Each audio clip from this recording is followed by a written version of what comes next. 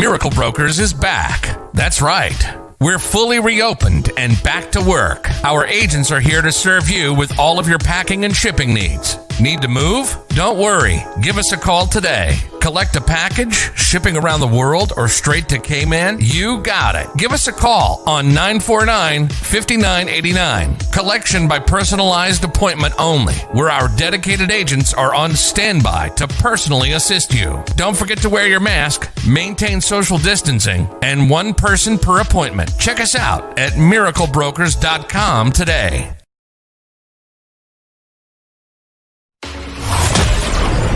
You're now tuned in to the Cold Hard Truth, Cayman's #1 hard-hitting live podcast show, where we feature some straightforward conversations on political, social, and celebrity news and all things happening in the Cayman Islands and around the world. This show was created to give the people a voice and a means of being involved and informed without any filters. Sometimes it gets crazy, but we always keep it real. We bring you the tea, piping hot, so grab your favorite beverage and join the conversation via WhatsApp at 324-1612. Email tips at CaymanMarlRoad.com. Now, here's your host, Sandy Hill, broadcasting live from the beautiful Cayman Islands.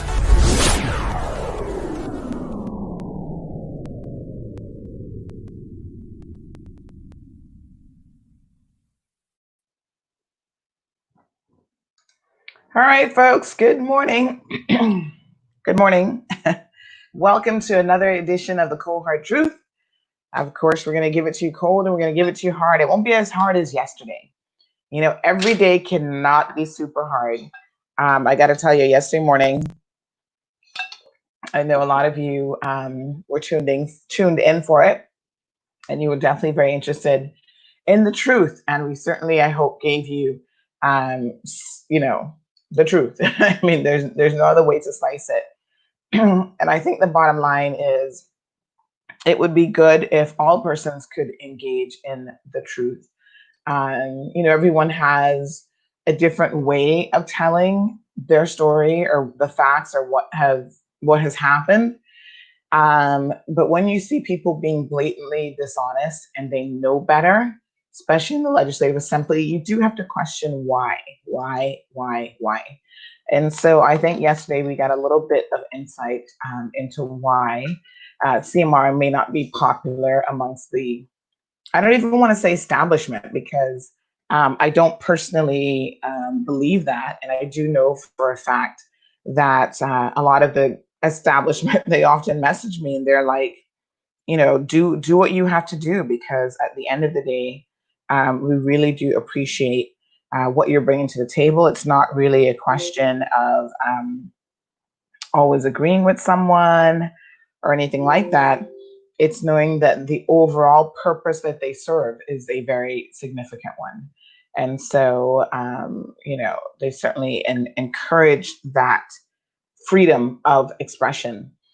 And, with freedom of expression, we know that comes with certain responsibilities. And I would think that truthfulness would be one of the primary responsibilities. And let's be honest, if you cannot, believe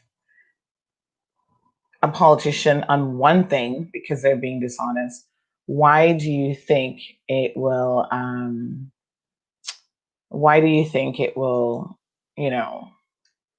change when they're talking about something else? So just some breaking international news here this morning. We have the UK saying that it will honor its promise to offer a path to citizenship for eligible Hong Kong residents as it condemned China's new security law.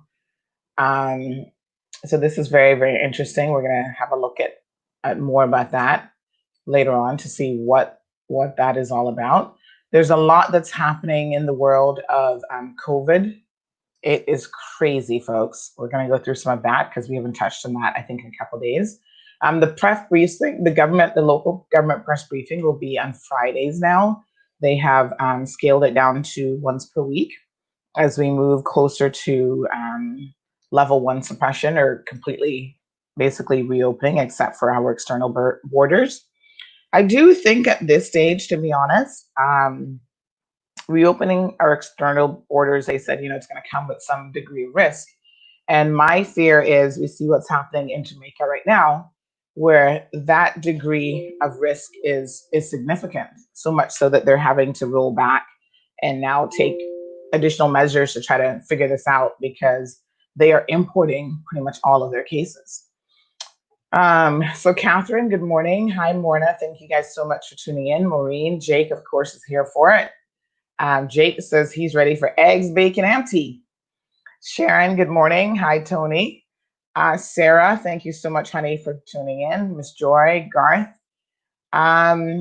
Webster, did anyone get payout from Fidelity? So Webster, what I can tell you is I was receiving numerous calls yesterday, late in the day, about Fidelity and that people had not yet received their money. However, I did get notification. Let me just see what time that was. Someone messaged quite late in the night to say that they had received, this was at 10:22, 10:17, they said, just received the Fidelity pension. I got it tonight. So some persons were receiving it. We are now at July the 1st, which would mean today would be 2 months, right? Since the emergency COVID process began. And there are some people from Fidelity who have still not received their money. So that we know for a fact. I would encourage those persons to contact dlp@gov.ky.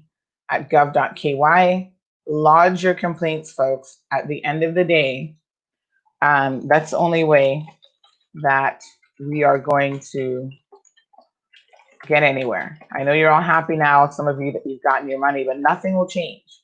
In the future, if something happens and these pension companies are obligated to do certain things, they will think that they're above the law unless the DLP holds them accountable.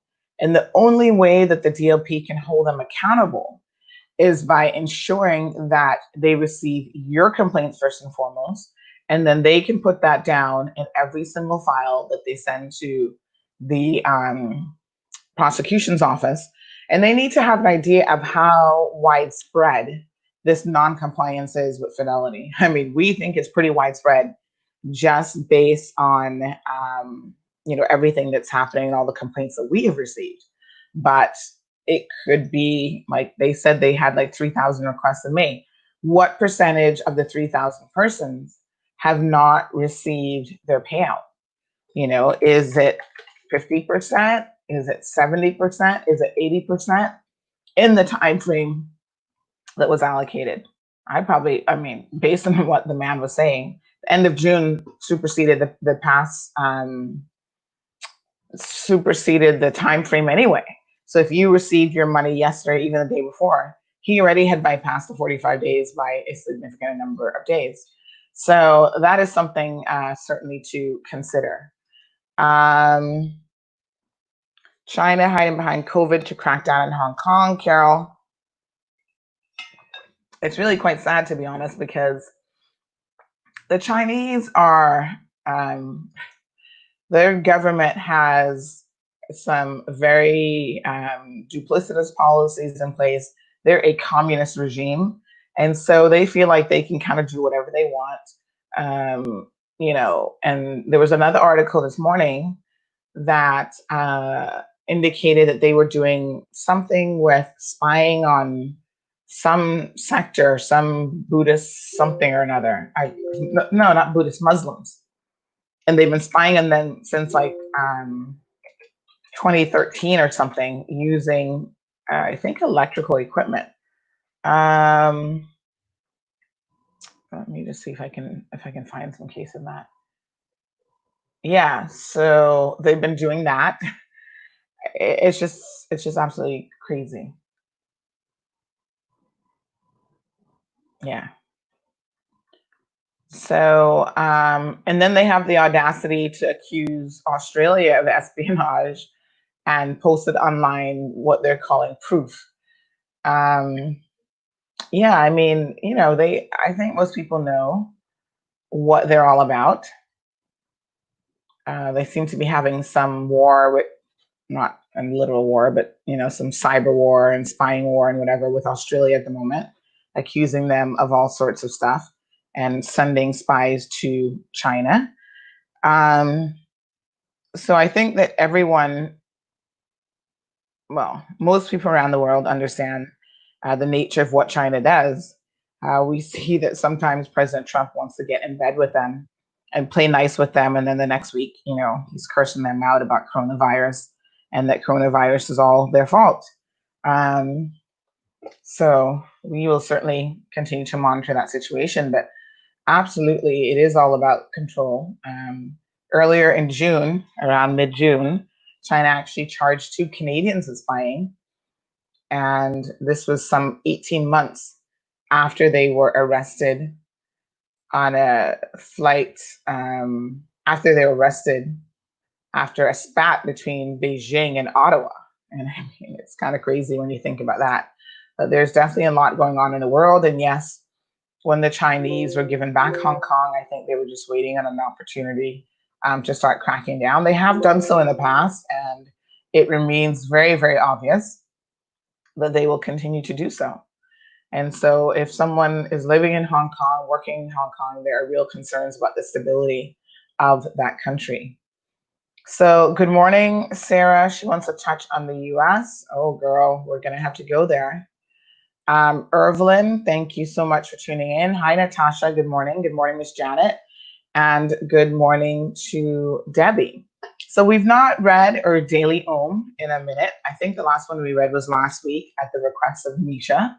And it turns out that it was spot on for a message that that day we all needed to hear.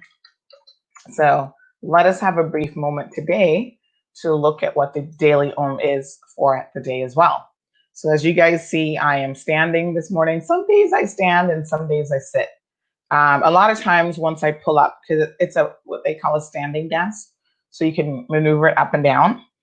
And I find that a lot of times when I'm working and I stand, I stay in a standing position because we sit so much throughout the day that it's good sometimes to just stand. And then when you stand, even for myself, I feel that I move a little bit. It's not a whole lot. It's not like I'm running at the gym or anything, but I do move a little bit more than normal. And so I think that's important for those of us who are in front of a computer all day and live a little bit more of a sedentary lifestyle, because we know that we gotta get moving for our health. And soon we need to have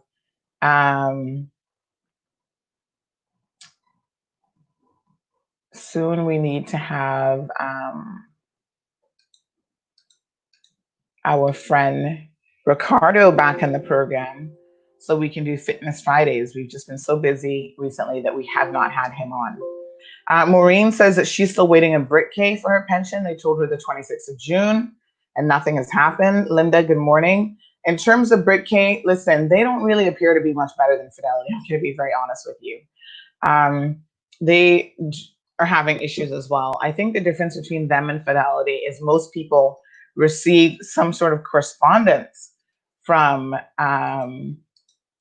BritK, whereas with Fidelity, people were not even receiving, hey, we've received your application, we're processing your application. We are like, none of that really was forthcoming for the vast majority of people from Fidelity. So some people did get it, but it seems to be the minority. And I think with BritK, it appears that that most people did receive some form of communication, but everyone's like, listen, even receiving some form of communication without without any action behind it is actually quite meaningless. And I have to agree. I mean, if somebody tells you, oh great, we're going to do X, Y, Z, and you don't actually do it, doesn't matter. It doesn't make any sense. You still don't have your money is the bottom line, right? And so I think at the end of the day, they have also not performed as well as they should have. And, these companies are impacting their own reputations. I mean, let's be very honest here. They have an obligation to the consumers in this country. And, people are sign up for their pension plans. People are um, enrolling in their pension plans. Employers enrolling their employees. And I think right now employers are going, nobody in my organization, nobody in my company, even those who are in dire need, who may not even be working for a company any longer, are able to get their money from these organizations. So I think a lot of persons, a lot of companies will be closely reconsidering who they have their pension programs with after this situation and the emergency of the COVID withdrawals sort of eases up a little bit. And you will find that people will indeed, sorry, I get a little itch in my nose. People will indeed be looking at alternative companies to deal with. And who can blame them? I mean, let's be honest. You don't hire a company to do a job for you that appears to be incapable of doing it. And that, I think, is precisely what Fidelity has proven. And, you know, they've talked about all of these systems that they're putting in place and all of these improvements and so on that we can supposedly look forward to. But at the end of the day, the truth of the matter is they've not even communicated directly with the public. They have not said, let us go on the talk shows. Let us reach out to these individuals and see what we can do by way of providing the general public with information that they so desperately need. That hasn't been done. They just haven't done that. And so even that makes me kind of wonder,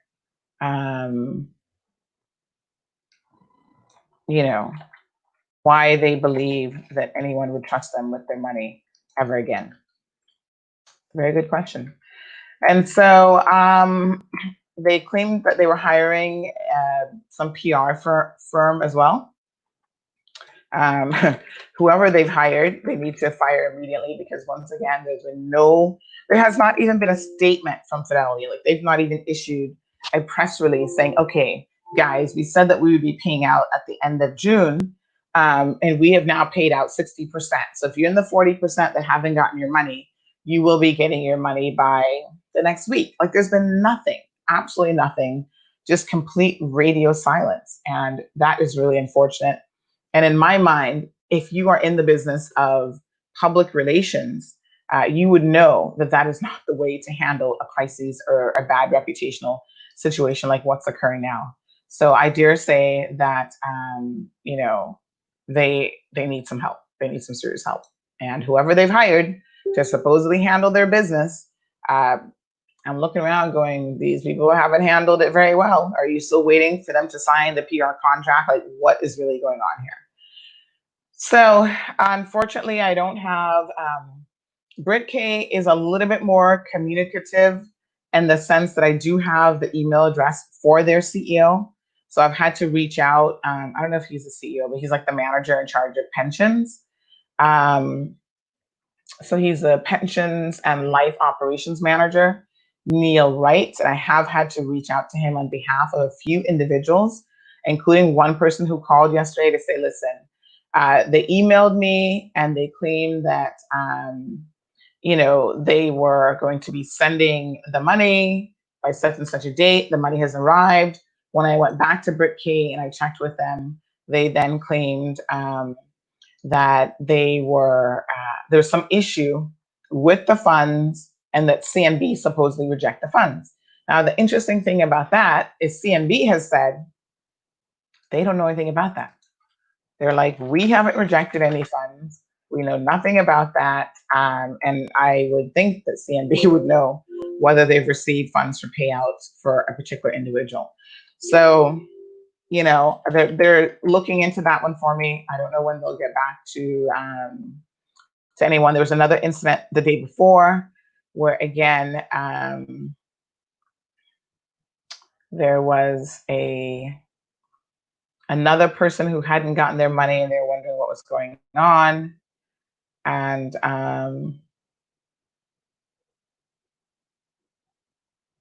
it was some issue with the bank account number, like not having the zero in front of it. So we will, I think, continue to keep an eye on that to see what happens. We wanted to express our condolences to Mr. Ezard Miller and all of his siblings and family on the passing of Ezard's mom. We understand that she passed. The opposition did issue a statement yesterday. So our sincere condolences to that family. It's never an easy situation, obviously, to lose a loved one. So Ms. Mary Miller from Northside has passed away.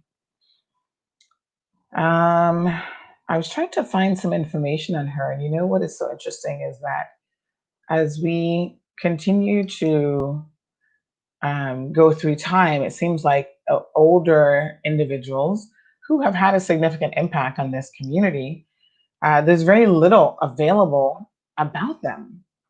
You know, I'm assuming that the Mary Miller Hall is actually named after her. That would be, I think, a fair assumption to make.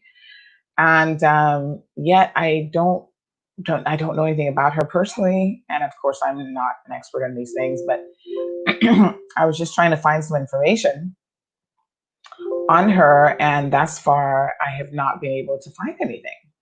So I'm guessing she's probably an educator, like a lot of, our older heads, so to speak. And given that a school was named after her, that would also make sense. So I'm doing a little bit of digging to see if I can find a bit more about her and her story. Because I always think that it is absolutely fascinating to hear what people's stories are and, where they came from, what do they do, what they did before they retired. All of those things I think are incredibly fascinating.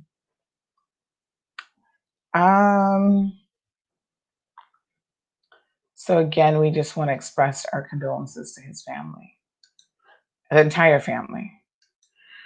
All right, so let us, so what I can tell you is someone says that's a different Mary Miller. Okay, you see? I don't know. Thank you, Miss Janet, for that. Was she a home, what are we calling them now? Somebody said to me the other day to be very politically correct when you say a stay-at-home mom. It's no longer a stay-at-home mom. It is politically correct to say a home worker or whatever we're calling them, but you guys know what I mean. And I mean, listen, stay-at-home mothers play a significant role in the development of our children and in the development of our communities. So of course they are very, very important. So Webster says that he checked his online banking and he finally got his money from Fidelity. So thank you guys for updating us. Those of you who have received your money, I think that is it's good to have that key bit of information. So there's quite a bit going on around the world. Just give me 1 second. I'm going to bring up our daily and then I also want to discuss quite a bit about coronavirus. Now we do have a guest that should be joining us at some point this morning. Let me just check with him and see what time he's coming on. Going to be talking about these small business grants and how you can apply for one. Housewife, but I don't know if housewife is the right one because they're more than just a wife. They're housewife homemaker. Yeah, I don't know politically what the politically correct word is in this day and age, but obviously they're more than a housewife. They are very much involved in the community and the raising of children, and they contribute to, by and large, the other spouse being able to get out there and work without having to worry about the care of their children. I think that's what more important job could there be in the world, really, than being a mother, being a father, and ultimately being a caregiver as well. So I will try to get some more information um, about her and who she was. Because I was actually thinking in my head that it must have been that Mary Miller, but I'm thanking Janet for clarifying that that's actually not who it is at all. So yes, thank you to the opposition, of course, for getting us that message late last night. Sorry. We will be posting that up here on the website in due course. It was a very, very short and brief message. And of course, we know that, these guys all work together. The current official opposition was at one point led by Mr. Ezzard, and then they had some sort of parting of the ways, some sort of falling out. And so now they're a bit of a splinter group, if you will. What's interesting about what has transpired with the opposition is we obviously have now heard that there is another party that is being formed by Mr. Ezzard. And we have heard just over the weekend, I had my sources telling me that they are well underway to becoming an official party. I think they've registered already. They've got like their constitution in place, and they're doing all these sorts of things. So we will definitely have a number of very interesting things, I think, happening into the coming election. I think it will be interesting to see who's going to be running and with what group of persons. Last time, I was just having this discussion with someone yesterday. I said, it is so ironic that the PPM was able to form a coalition government, because I think it was actually quite clear from how the people voted that they were voting against PPM, and they were essentially voting them out. I mean, they lost, was it 3 or 4 ministers in one go? And at least in recent times, that is almost unheard of. I mean, that's what you would almost consider a clean sweep. And despite that, despite not having the majority, despite their leader hanging on by a thread, even in terms of his, his position, within his district, although I can't remember what his numbers were this time around. I don't think he was running against anyone that could have beaten him, to be honest. But in the past, we've seen, I don't know that Alden has ever been first elected member, even when we had multi-member constituencies. But there are a lot of interesting things politically that are going to happen. We hear rumors that Kurt Tibbetts might be coming back in the political arena. And I have a theory about the fact that politicians never retire gracefully. They don't know what it means to retire gracefully. So they'll step out for 1 or 2 terms, and then before you know it, they're back again because they just can't get enough. And it's really all about politics, isn't it? And about playing the game, so to speak. So I think if PPM is in trouble, or they believe that they're in trouble, which last time they didn't believe that they were in trouble, but I think the results prove that they were, because they lost Marco Archer, they lost Ozzy Osbourne as a minister, they lost Wayne Panton as a minister, and somewhere in my brain I'm thinking there was a 4th minister that they lost, but at least they lost 3 ministers and then a few others along the way. But they were able to come together with the CDP out of West Bay, who again, the country has said no to UDP, CDP, whatever they're calling themselves. And I think that there were people who in the last election in particular, who would have had a decent chance at running had they not ran with CDP. I think of Jonathan Piercy, and I think that Jonathan was relatively strong, but for the fact that he ran with the CDP. And people were just not trusting that. And even people who were running, you guys might recall, as so-called independents, if they previously had a link to the CDP, people were like, and I think that's what ended up happening with Jonathan, right? Did he in the end decide to run as independent, but nobody was really believing it? They were like, no, you've been in bed for too long with the UDP, CDP, whatever. And so we're just not going to believe that you have really made a break from them. So this next election will be incredibly interesting, I think. And of course, we know that the current premier, this is his second term as premier, he's not eligible to run as premier again, but we will certainly see if he even decides to run at all.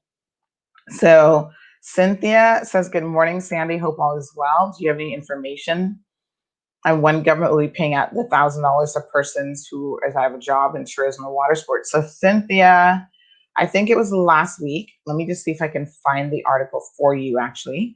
We did post something about this because we were getting a lot of queries on this. And I think it was maybe 3-4 days ago that we posted an update. So basically, the update was that soon come, they're working on it. And essentially, they are, let me just see if I can find that article for you, that they're going through some sort of verification process, I guess, to verify that people are who they say they are, and that they have submitted, let me see, here it is, displaced tourism employees. So they haven't said anything in the press briefings about it, but we did come across something on the government website. We had a person write in, so this is part of our Ask Cayman Law wrote a question. So remember, guys, if you have a question about something, you can send us a note on email, on WhatsApp, whatever. And if it's a question that a lot of people are asking, sometimes we will utilize that for Ask Cayman Law Road segment that we have on the website. And there have been a lot of people, just like Cynthia, who want to know what's going on. And so I've just put the link here, Cynthia, if you want to have a look at the story. But basically, what they have said is that the Department of Tourism have been reviewing all of the applications for validity. A process that includes verification of employment information, contacting individuals to clarify information submitted, and they're trying to go through that process, which they anticipate would be completed the first week of July. So today is July the 1st. So we are here with the first week of July. So I'm hopeful that you all should be getting some information soon, Cynthia, on that. Okay.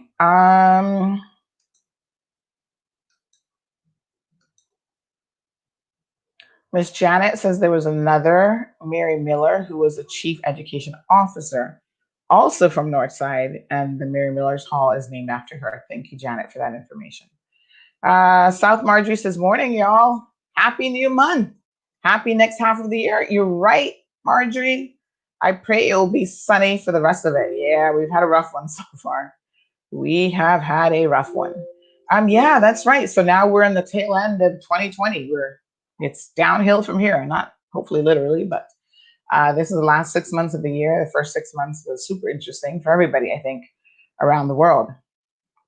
Marshall says, I think that those politicians who are retired should stay retired. I don't see them bringing anything new to the table. They're only coming back to make some easy money. I'm just saying. And I think what they're coming back to do, because they were popular when they were in and they were running, the parties believe that they're popular again. And everyone knows the power that someone like Kurt Tibbetts has. He's the equivalent of a McKeever Bush or a Anthony Eden, in terms of everyone kind of feels that as long as they run, they're always going to get elected. But, life has a funny way of changing the tables. Mr. John McLean, he ran for and won for 20 something years in East End. And everybody also thought that he was untouchable. And then one day, lo and behold, came along a younger man by the name of Arden McLean. And I think they're cousins or they're somehow related. And he was voted out after 20 something plus years in office. So the lesson there is no one is above the law. No one is untouchable. And I think, in all honesty, people should not ever take that approach. And so, yeah, they believe that Kurt Tibbetts remains extremely strong on the political front. He was obviously a very, very popular politician amongst the people anyway. And I think, Kurt has a personality that most people like, and he's never come across as being incredibly power hungry. He's a bit more laid back. And so I think that they may be fearful that they're going to need his assistance again this time around. And politically, a lot of people believe that he was instrumental in getting persons like Barbara Connolly and David White elected. And without his help, kind of on the ground, going door to door and galvanizing the troops for the People's Progressive Movement, that those two individuals would not have gotten elected. And I think a lot of people are honestly shocked if they got elected. So I think I pretty much called it in terms of who was going to win, except for those two seats. Those two seats really did surprise me. Okay, folks, let us read our daily I know I keep saying that. And every time I say that, I get distracted by something else. So before I forget it, let me just back up here so that we can have a quick look. So today's daily and again, these are just positive messages that kind of start off our day. They're not like overly religious in any way, but obviously most of us believe in a God. We have some sort of spiritual connection. And, there are many of us who may not believe in a God or who believe in a different type of God even. So I don't try to make these about religion because I think the overarching message is so much more important than the message of, religion only. So this one says, the title of this one is Using Yourself as a Pendulum. Using your body as a pendulum is another tool you can use to access your higher wisdom. Learning to trust your intuition is something that can connect us all with our higher selves. Sometimes it might not seem easy to do. Our thoughts and minds often get in the way. But by accessing our innermost self, we will find that the information we receive is usually what we truly need at that moment. One of the techniques that allows us to really get in touch with our deepest form of wisdom, they said font, but I think that's a typo. Our deepest font of wisdom. I don't know, is there such a thing as a font of wisdom? Is using our body as a pendulum. The simple act of letting our physical being lead us in a certain direction can offer us extremely deep insights and help us find the answers we seek. Many of us may have tried using a pendulum or crystal as a chain, as a dowsing tool. I think that's what they call it, yeah. To acquire the information we need to make decisions or to even find lost objects. Using our bodies puts us much more closely in tune with our being. The process of using your body as a pendulum is to ask your higher self a question and wait for your body to respond in either a forward tilting or backward tilted motion. Okay.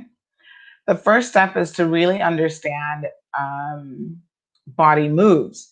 For a lot of people, a forward motion is a yes, and your body tilting backwards is a no answer.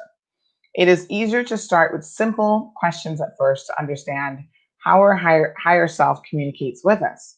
As we become more used to the messages we receive and how we process them, we can start asking for more specific things, such as what dosage of herbs to take or what foods would best nourish our bodies. Using this technique in the grocery store or when shopping for vitamins and remedies can be extremely helpful. Since we always present in our bodies, understanding how we use our bodies as pendulums is a tool we can use at any given moment in our lives. Letting our bodies tell us what is happening inside of us will in turn help to guide us through not just daily, but also major life decisions. The more we allow our bodies to open up and share with us the connection it has with the deeper self, the better able we will be to truly access the knowledge we hold so deeply within. Now that's interesting. I've not heard that before. So I don't know how many of us would be adventurous enough to try it, but what do they say? If it's not something that's going to kill you, what's the harm in trying it? I mean, it seems like the theory here is that you just give your, it's like meditation, like deeply meditating.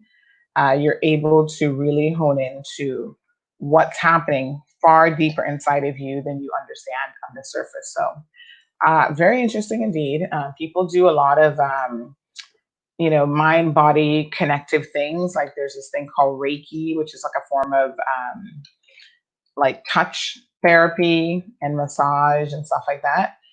And there are people who study that and who are involved in that as a profession. So I think that these things are interesting.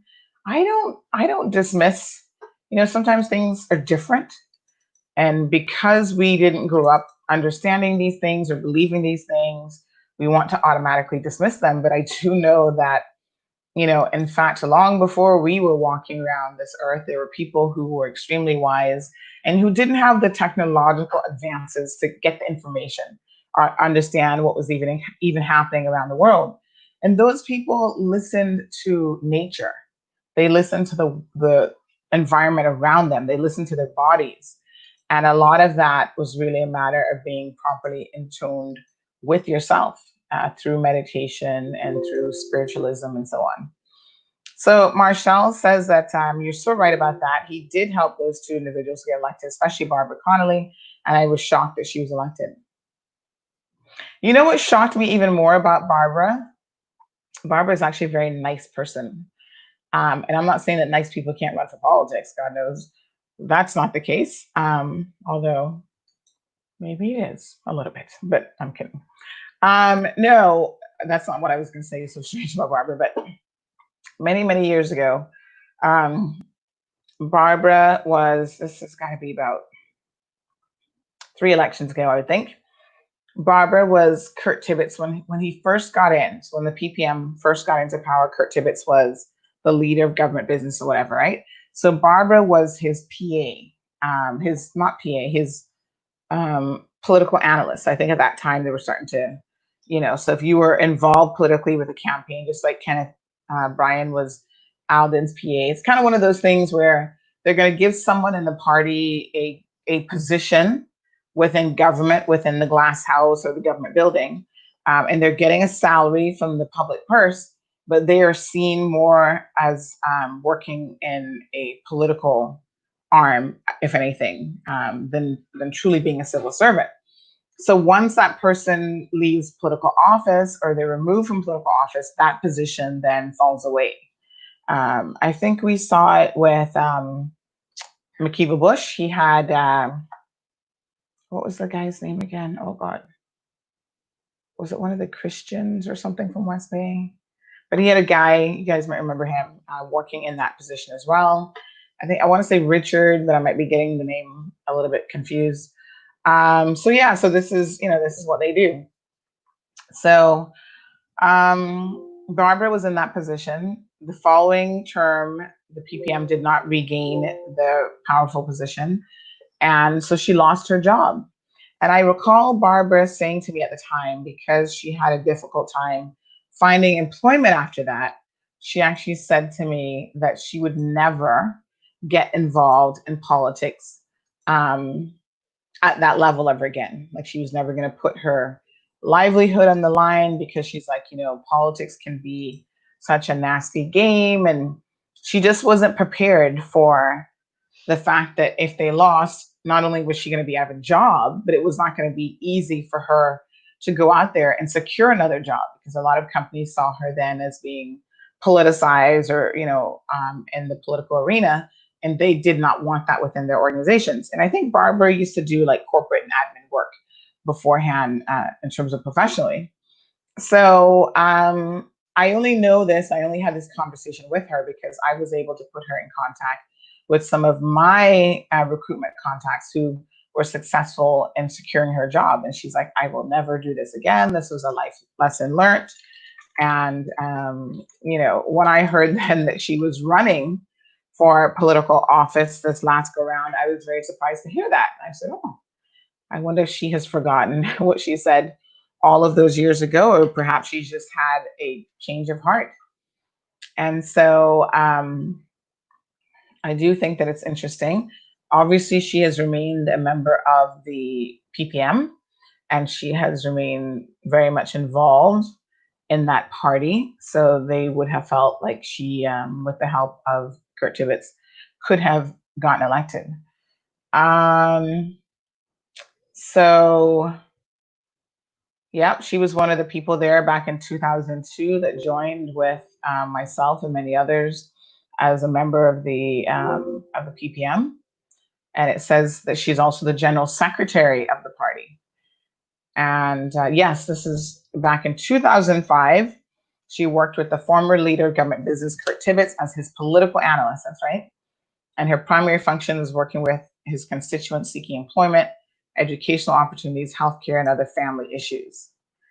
And then, like I said, after that, she had some difficulties finding a job, but she eventually got hired with a company where she was doing fiduciary services at Alexandria Bank Corp Limited. And it says here that she gained insight into the importance of the financial services industry. Okay, so she is acting Deputy Speaker of the Legislative Assembly. I don't know if the word even is acting because we don't quite understand what has happened with Mr. McKeever Bush. He's on some sort of leave that, you know, the opposition has argued and the backbenchers have argued is not actually constitutional in any way, but nonetheless, we know that that's the situation as his case progresses. Someone was asking me recently, where is his case, by the way? What's going on with it? And the last I heard, it was put off yet again. So there's some sort of delay. That's not particularly unusual with the court system because, trust me, as someone who's now been, I've honestly lost count of how many times I've been through the criminal justice system with these cases from the DPP. I think this might be like number 8 or something. And it all started with the dog theft case, but they just kept coming, they kept coming. Then I got a break for maybe a year and a half, almost 2 years, and then they're at it again this year. So yes, I remember that distinctly with Barbara. Miss Bonnie says, good morning. Miss Barbara's a very nice person. She reminds me of Miss Edna Moyle. That's interesting. Yeah, I mean, listen, Miss Edna, you know, I knew her again as being part of the PPM. May she rest in peace. There was a side to Edna, though, where she was very, very shrewd at politics. I don't know that Barbara necessarily has that shrewdness, and maybe that just comes with experience. So maybe if she continues to be involved in politics and the people continue to elect her, she will eventually get there. I think she's going to have some strong contention with Alric Lindsay, who will be running in Georgetown South. And Alric has been on the ground doing a lot of work and helping a lot of people and getting things done. Alric is a qualified attorney and a CPA. And I think that we need to really start looking at people who are qualified on more than one level. So yes, the community service and being involved with your constituents in that regard, I think is wonderful. But we also need people who have a good understanding of the larger legal issues, financial issues. Remember, we're still on the blacklist, folks. We are still on the blacklist. We have not been removed from that as yet. Tara Rivers, everybody says that was her responsibility to keep us off of the blacklist. Clearly that didn't happen. And there are some rumblings that a well-connected businessman might be running against Tara. I just heard that yesterday and I thought, that could be very interesting, actually. So I don't want to say who it is first because I want to speak to the person to see if there's any truth to it. I don't even think they're going to admit it at this point because you know the game. You guys know the political game. They don't want to admit it. No, I'm not running. And in fact, with Barbara, I know that she was telling other persons last election that she was having political discourse with that she was actually not running. And so they didn't know until nomination day that Barbara was running. And those are people who were close to her. And she was saying to them, no, I'm not going to run.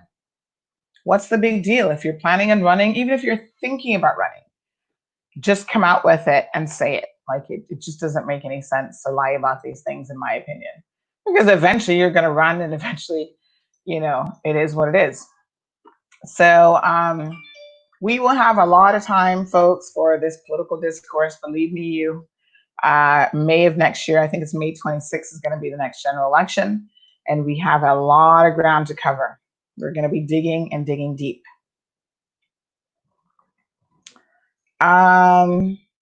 Opal says, I'm waiting to see who's running for Georgetown West. We need real representation in Windsor Park for us, not just one set of families. So Georgetown West, Opal, remind me, is that Chris White's? Is he Georgetown West? Because Barbara's Georgetown South. Is Chris Georgetown West? Half the time I forget what these new, or David, not Chris, David. And I always get the two brothers mixed up as well. When I see them, I actually know that they're different because they do have a facial mark that you can tell which one is which. But okay, yes. So David is Georgetown West. Right. So Georgetown West, you know what I think is happening as well, Opal, is the PPM does this all the time, but they, again, didn't really have a majority. So they had to form with the CDP. And they took people who are first timers and put them in positions that require actually a degree of experience. So they made both David and Barbara and Austin. Austin is obviously not technically part of their party, just like Tara, but they give them consular positions. And I do believe that they get an additional salary on top of their regular salary as consular. And a consular is supposed to be representing and shadowing a minister. And there's a lot more work that comes with that. So, for example, David is the consular for the Minister of Tourism, Transport and Sports. He is also a member of the Standing Register of Interests, a member of the Standing House Committee, a member of the Standing Select Committee to oversee the performance of the Office of the Complaints Commissioner, and an Office of the Information Commissioner. And let me just verify something. Just this past week,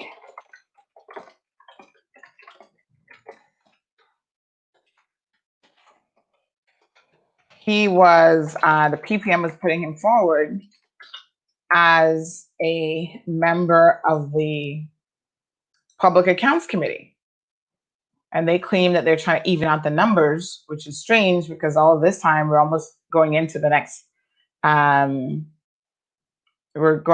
election, and he's not been a member all this time. So why would you need to even out the numbers at this particular time? But we're going to talk about that because I think there is an overarching issue when it comes to pensions in particular.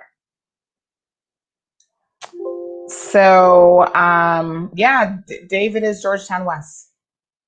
I'm looking here at what it says on the government website. So yes, Bonnie, he is Georgetown West. Who are you thinking, Bonnie, for Georgetown West? I always remember that Barbara's definitely Georgetown South.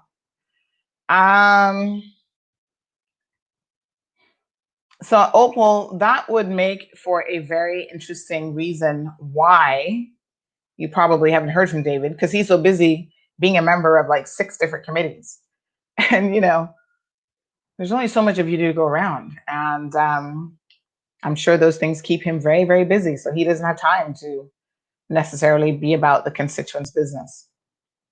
And listen, once you're a minister, it's the same thing. You're so busy. And I think that's where you need to have a proper support system in place. You need to have a proper PA, and, because not everyone needs to talk directly to you as their representative or as minister. I think that there's a lot that can get done if you have an adequate support system around you of people who are knowledgeable and know what they're doing. Sue, we're going to have that conversation now. So she's saying that she's reading what's going on in the US, and it's really bad. Good morning, Melinda. Good morning, Lisa. Sue says it's unbelievable to think that Makiva is still on salary. Not only is he on salary, Sue, but you will remember that he was one of those politicians that was able to double dip into his pension, speaking of pension, um, because he's been grandfathered in at a time when they had what was it called, defined contribution or whatever. So he was able to, start withdrawing on his pension. So yes, he's getting a government salary. He's getting additional money to Speak of the House, and he's getting some sort of actual pension, double dipping pension from the Cayman Islands government as well. So those were the heydays of being a politician when it was very lucrative to do so. So Opal says qualified is one, but most of these people sell their votes for one thing or another, $1,000, house material, or government performance preference, and getting some things. Wake up, Cayman, wake up. And Opal, I couldn't agree with you more. In fact, years ago when I ran for political office, as you guys know, I was not successful, and I lost horribly. Let's just be very frank and honest. There's no two ways to put it. And I remember someone coming to me and saying that another candidate at the time, who was a member of the then UDP, and he was running in the district of Bodden Town, that he had promised her some marl for her road. And so she was wondering, what would I be offering her? And I'm thinking, how about a qualified candidate who's going to give you a voice and who's going to fight for the rights of Caymanians in this country, specifically when it relates to employment opportunities? And I'm guessing that probably didn't sway her very much. And she probably voted for him because she got a truckload of gravel or marl or whatever it was at the time for her house. But I'll never forget, about 2 years later, after he'd gotten elected into his term, she was messaging me on my personal Facebook page saying, hey, I'm have lost my job and I've been unemployed now for a minute, and I'm trying to get someone to assist me with finding employment. And I was like, yes, remember what I told you during the election? This is why you want to hire people who are actually for you and not self-serving and for themselves. Because listen, honey, they will give you that truckload of marl and they will ceremoniously take it back over the years when they are doing all these backdoor deals and getting all these kickbacks and contracts and getting in bed with, the biggest developer in Ireland and all these sorts of things, where they were securing themselves for life. They're not worried about securing you for life as the people who voted them in, as the people that they bought out, quite cheaply, I might add. Because if you can sell your vote for a truckload of marl, that means that your vote is really worth little to nothing. So Trisha says, people used to call PPM people provoking McKeeva. Well, how the times have changed, Trisha, because as David White says, he has had to swallow his own vomit, which is a disgusting analogy, because him and his brother were staunch anti-UDP and anti-McKeeva persons. I've never been like anti-McKeeva, because McKeeva is actually, I think like most people, a very complex individual, and he has done a lot of good for his community. He's the go-to person in West Bay if you need something and you need it done. And in fact, for all honesty and frankness, I was in a position some years ago where when McKeeva was minister of, he was premier, the last time he was premier, I think this would have been, I was at the law school doing the professional practice course, and I decided to do it at the very last minute, like before the course started. So I didn't have time to like apply for scholarships or sort out my funding or anything like that. It was very much a last minute decision. And what had happened was I graduated from law school many years before. And every single year I would check in with the law school to say, hey, whenever I want to come back and do the PPC, I'm still good, right? And so up until that point, they had told me, yes, you're still good, no problem, blah, blah, blah. And so when I made the inquiry, and the irony of this is this was on the heel of my first criminal trial. So after the DPP hauled me in about the dog theft, I'm like, maybe I want to finish this whole law thing in case I need to continue representing myself and maybe one day get called to the bar and represent other people. So I decided after winning that case that I would proceed with um, my law studies, because you do 4 years of law school, or 3 years of law school, sorry, and then you do the professional practice course, which is another academic year, and then you have to do 18 months of articles on top of that before you can be a lawyer, right?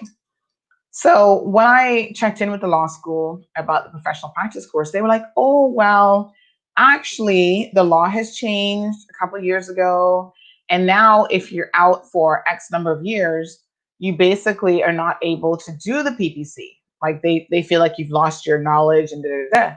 And so I actually had to make a special application to the legal, what's it called? The legal advisory committee or something. I can't remember what it's called, but basically it comprises of the attorney general, the director of the law school, and a couple other members. So I had to do a special application to them to say this is why I should be able to be admitted to do the PPC despite this change in the law. And one of the things, thankfully, that I was able to rely upon is that because of my due diligence every year of checking in to say, "Hey guys, I'm still good." The previous year before that, the she was the former like deputy director of the law school, had told me yes, I was fine, despite the fact that the law had actually changed, and she made no mention of the legal change in law. So it was a little bit of a screw up on their part, but I also had to demonstrate that there should be no reason why I haven't retained the requisite knowledge to be able to successfully do this course. So of course, in my professional capacity, I was still teaching a paralegal course and all these other things that kept me sort of involved a little bit into the legal profession. So they accepted my application and I was able to do the PPC. I say all of that to say because it was kind of very last minute. I didn't have my funding in place. So Mr. Wayne Panton, and I will always, always be 100% grateful for Wayne Panton for this. Can't hear me. I don't know why you can't hear me, Tony. Everything looks good. I've got audio there and audio here. Maybe try refreshing, Tony. But yes, so Wayne Panton stepped forward and said, "Sandy, I will sponsor you for the first half of it and, sponsor your tuition." And I was very, very grateful for him. At the time, he was still working at his law firm, Walker's, but personally, he sponsored me, not his firm. And then I had to, this is when I became familiar with the Nation Building Fund. And I had to approach Mr. McKeeva Bush and make my case to him and whatever with the application for the Nation Building Fund. I met with him in the government building. And yeah, so when I met with him, he's like, this is exactly what his vision was for this Nation Building Fund. You guys will remember how incredibly political that had become. So much so that I was the only person, now listen to the irony of this, and this is when you know the DPP and the prosecution just has it out for you. I was the only person that they dragged to court over this Nation Building Fund, claiming that there had been some breach of contract or some fraud or something, which was so ridiculous. And that was a PPM, that was McKeeva had gotten out, and then that became a PPM agenda, right? Winston Connolly, who was the one who called the police and lodged a complaint, claims in court that he was acting on the instructions of Tara Rivers. So Tara, one of these days, you and I will have a conversation about why you think that I would be attempting to defraud the Cayman Islands government. And there were so many other cases that would have been a lot easier for them to win in a criminal case, a lot stronger on the merits of what had transpired than the contractual arrangement that I had with the Cayman Islands government. It is just unbelievable the means and ways in which people like Tara Rivers will go into a position, make that little power go to her head for a minute, and then try to impact your reputation and try to break you. And they haven't been able to do it so far. So trust me, they are pissed off at me for so many reasons. So I say all of that to say that, I think Mr. McKeeva Bush has done a lot of wonderful things in his tenure. and he certainly assisted me on that occasion, and I will always be thankful for that. I mean, I'm glad that he had that nation building fund in place, because it certainly allowed me to continue my education and to just basically get the professional practice course done. So yeah, there's so much that we could dig into about how people try to undermine you. Speaking of which, yesterday's show was super interesting. By let me tell you guys this. I'm telling you, boy, by 1:17 p.m. I got a call from Cayman National Bank, which you guys know is my bank of choice, indicating that they needed to get some updated information on my companies, that they were going through their records, which I think CNB does a fairly good job of this. But the timing was more than interesting. So a day after the premier of this country claims that I don't have a business license, my bank calls me to say, oh, we're updating our records and we need to get your annual returns and an updated business license from you, because the one we have on file is expired. And I said, sure. Which company? Because I got more than one. And lo and behold, it's Cayman Mall Road. Coincidence?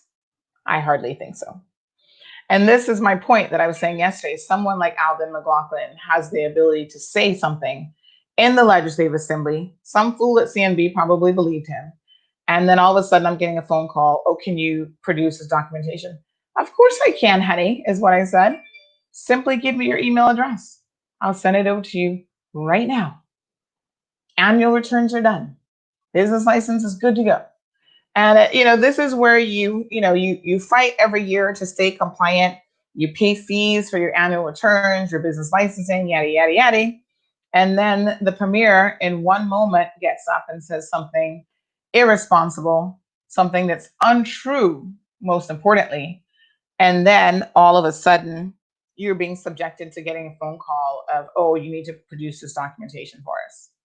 I have no problems doing it, because I understand the bank has a role in terms of their own due diligence and putting it together and keeping it updated. But it's just ironic that what they had in file had actually expired, not just now, but from like last year. And they were just calling me on the heels of what the premier had said.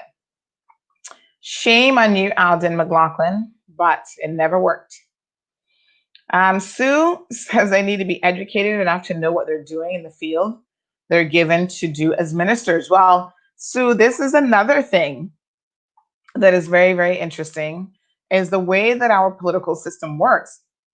When someone is elected, you simply do not know who is going to be getting a ministerial position, much less what ministry. So you guys know how it works. You get elected by a thread, and you then start to finagle about who's going to form the government. How is this going to work?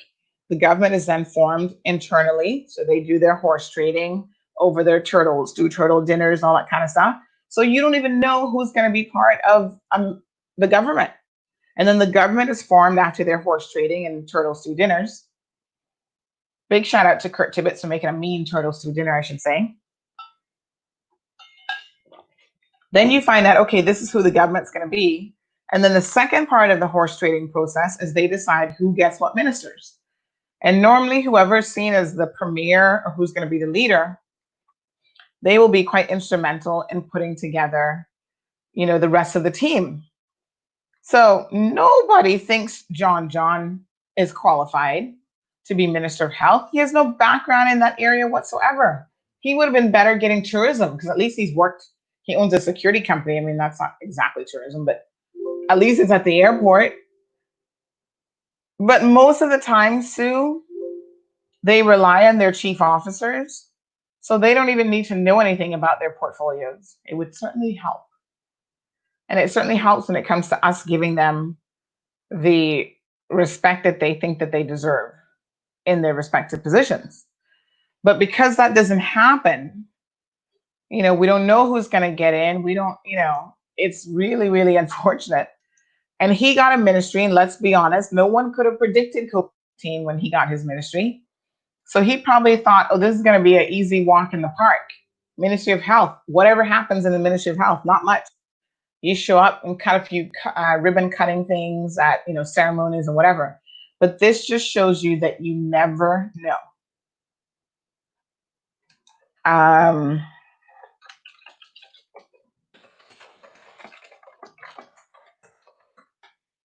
uh,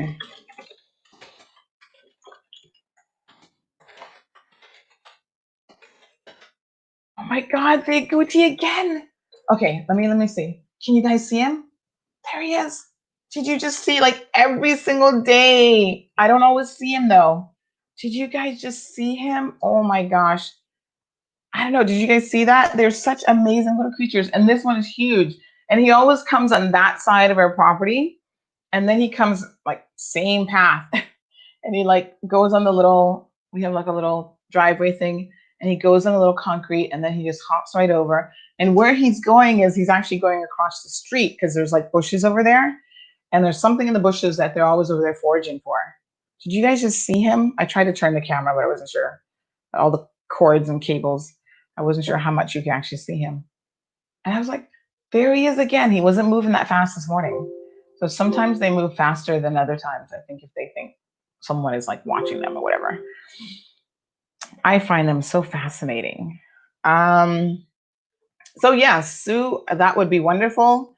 But most people simply don't know who's going to get what portfolio. And, so at the very least, I think having people who are broadly educated would be useful and would make sense.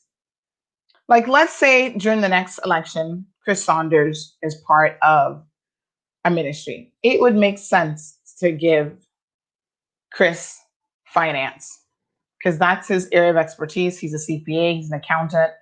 But it doesn't always work that way. Like you're sitting down and you're looking at, okay, they always change up the ministries anyway. There's no consistency. So Al then might say, within my portfolio, I want this, this, and this. What does that leave left? Like, who's going to get sports? Normally, sports and education do go together. So some ministries or some areas logically make sense in terms of going together. And then sometimes it's just like, they're just throwing it in. Okay, well, we've got these things left. Throw it in there. And it just works out to be whatever.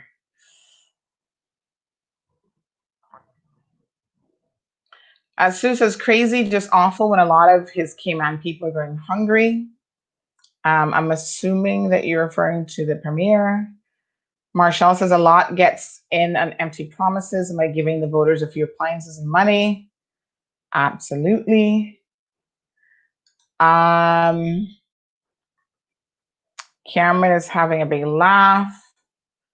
Giselle says the Nation Building Fund allowed me to get my MBA. Thank you, Giselle. That's wonderful to hear. I mean, it legit helped people. And I know, yes, no doubt from what we have heard and the reports that we've seen, there were political favors being worked in there. And there were people who were definitely getting kickbacks from that. Their kids were getting, money to attend private schools. There's no accountability. There's no one checking grades and all this kind of stuff. And that's why Giselle and others, when they came at me and they were like trying to dissect my contract and these things, I was just like, are you people for real right now? There are people that you were giving money to that you didn't even have a contract with. I was the one as a business owner who insisted on a contract and who wanted to put things in writing so that we were crystal clear about what the obligations were. And then you're trying to impose all of these other things on me that fall outside of the scope of the contract. And to this day, government still owes me money on that contract. And really, I think the real reason why they pursued me is when the new government came in, I was like, listen, I still have a contract here that you guys legally have to pay and you've not yet paid it. When are you intending to do so?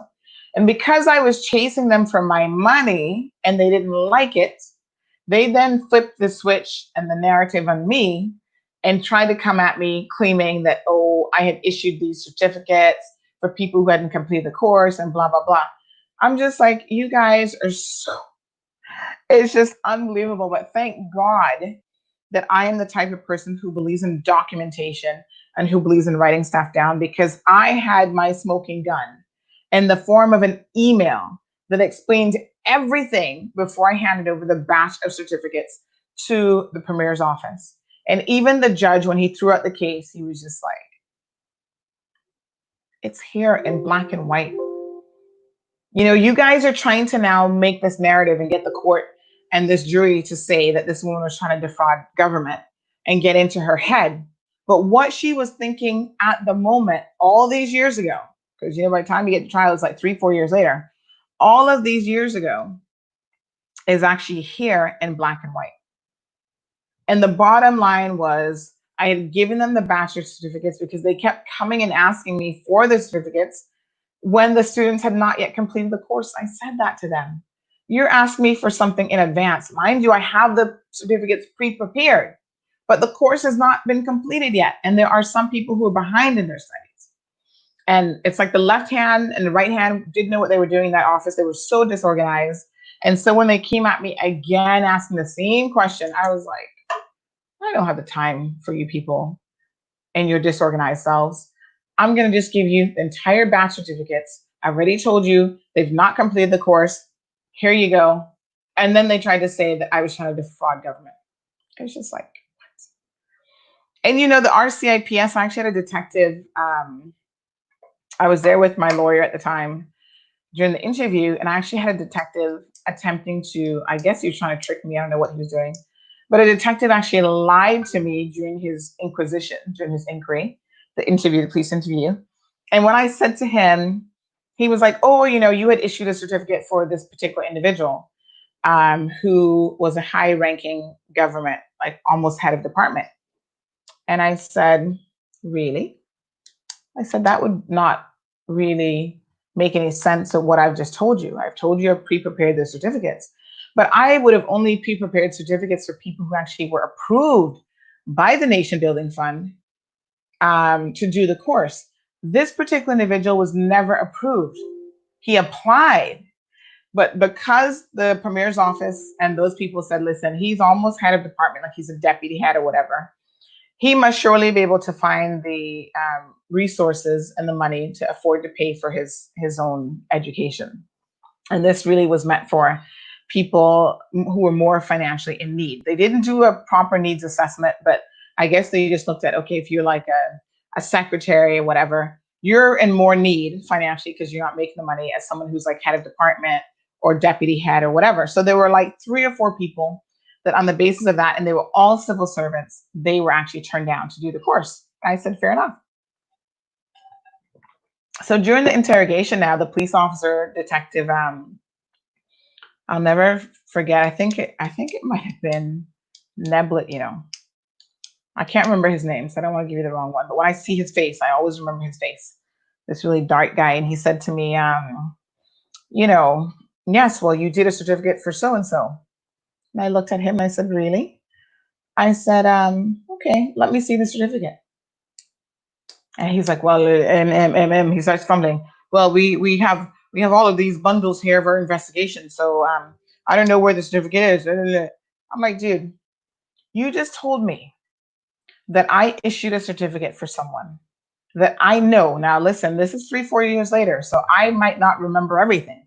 And there are things that I'll have to go back through my emails and have a look at. But this one, I would know with 100 degrees certainty that I would have never prepared a certificate for this person because they never even registered for the course. They had applied to get one of the slots and they were unsuccessful. So why would I ever issue a certificate for this person? So this is something now that you need to show me. Lo and behold, after the defense got the bundle from the prosecution, this police officer was lying. So here he was doing a police interview, trying to trip me up, I guess. I don't know what his exact motives were. And bold-faced lying to me about something that he claims that I had done.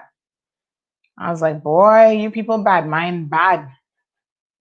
And lying as a police officer, I was like, well, if you would lie about this, to try and even get to court, what wouldn't you lie about on the stand or anywhere else to try and get a conviction? Listen, when you have been on the opposite side of the legal system, it's easy a lot of times for us to sit down and say, oh, yes, this person's guilty, this person's innocent, blah, blah, blah. But when you have seen the things that the prosecution's office are willing to do to secure a conviction, the things that police officers are willing to do to secure a conviction, even in this sense, the political overarching of this, it is just absolutely amazing. But thankfully, the judge, my lawyers were excellent from Ben Toner and his team. And I actually had a lady there, Laura Lanner. She did a fantastic job making legal arguments about why this whole thing should just be thrown out. And the judge agreed, and he instructed the jury to throw it out. That's how ridiculous it was. Cameron says it's so upsetting to see how we fight amongst each other. Almost depressing, gives little hope for change.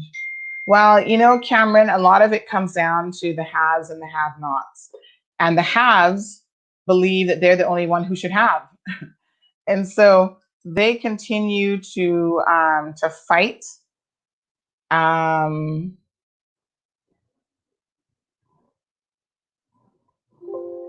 They continue to fight tooth and nail to maintain their status quo.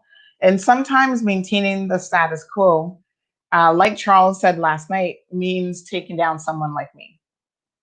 Someone who speaks to the people, who has had a number of experiences that I can speak to that prove their vindictiveness. And I'm always so shocked and surprised. Recently I was speaking to Mary Lawrence's daughter. Oh gosh, let me tell you which daughter, not Annie. Oh gosh, she's such a sweetheart. Hold on.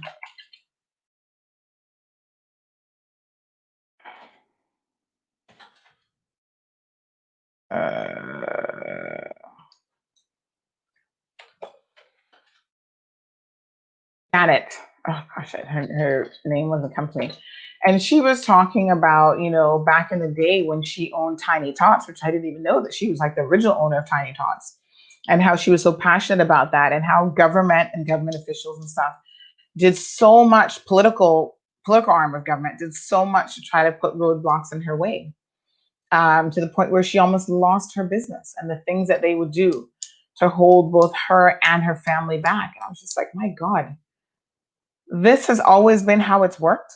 I mean, this has been, we talk about Caymanians being crabs in the bucket. That mentality isn't anything new for us. And it's unfortunate, but apparently that's how we think. A lot of us think that we can get ahead in life, is we have to destroy other people in the process and hold other people back. And there is nothing farther from the truth. You never have to destroy someone in order for you to elevate yourself. You elevating yourself and accomplishing things in your life really in truth has no bearing on what other people around you are doing. And if you're sensible, what you would do is you would actually try to uplift other people along with you. But we are very much, Cameron, destroyers of our own people. And that can be seen time and time again. And so, yes, there is little hope for change when you continue to experience it and you continue to see it. Melinda says sometimes those whose careers were within their ministry still cannot do the job. They lose touch. I agree. I agree.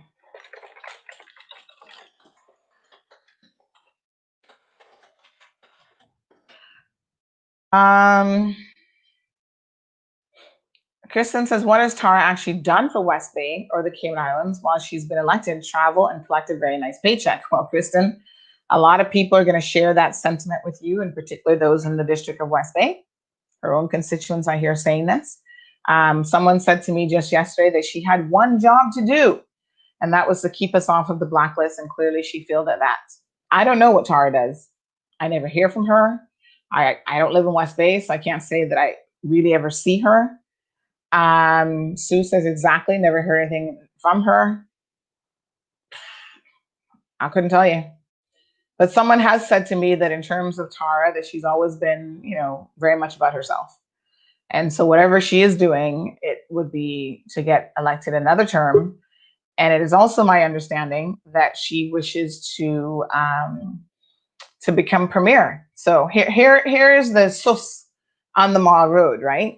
And I see Odell has joined us, so we're going to go to him in a little bit. Odell, just give us a few seconds. We'll be getting to you. So the sus on the Mall Road is that Tara, Joey Hugh, and Moses all are vying for the position of premier, because obviously Alden can't run as premier again. So those are the three elected officials currently. So they're counting on the fact that they will get back in, first of all, and that they are vying for the position of who will be the next premier. So there's a little bit of inner fighting or discourse about how that will happen. I don't know how Tara is going to get it, because technically Tara is not even a member of the PPM. So I would presume, and has Moses actually joined the PPM? Because I can't recall him being, him and Juliana weren't members either. They just all kind of started working together. So if he hasn't officially joined, I don't know what that means in terms of his capacity to be, because normally the party leader would be the one that's going to be put forward as the next premier. So I don't know, but those are the three that it's rumored on the Mall Road, Pebbles and all, that will be the next elected. The next one of them would be the next premier, and they're all in the runnings for it. They all want it, kind of thing. Again, most people look at Tara and think, what is she even doing as an MLA, much less premier? But it's all about power and prestige, et cetera, et cetera. So, Kylie says government stopped funding the Cayman Traditional Arts Heritage Arts Program, teaching all year 6 students from Cayman back to Grand Cayman after the 8th year in middle school. They stopped funding the program without any communication. Kylie, would you please reach out to me by way of private message or WhatsApp 324-1612? Because I'd like to know more about that situation, and let's see how we can potentially help by bringing that to light. Alric says millions of dollars have been spent to hire consultants to make recommendations to the government. Many of these reports are placed on the shelf, recommendations not implemented. Things like our students leaving school without being able to read. The list is long. And the question is, why are things that are in the country's best interest not implemented? Some people say that this is because there's a lack of will and very little courage to get things done. Now, Alric, I got to switch over because your messages are always super long. So I need to see if I can read it on the other screen. And I may not be able to because it requires me to open up the video. So 1 second here.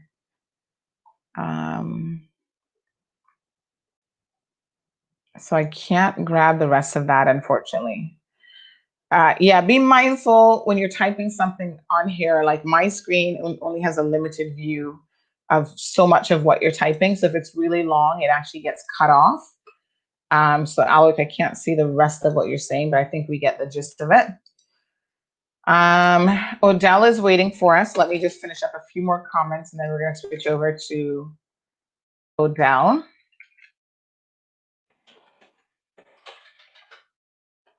All right, so Giovanni, Sophia says the police credibility is an issue. They lie and are very spiteful. I know. Yes, girl.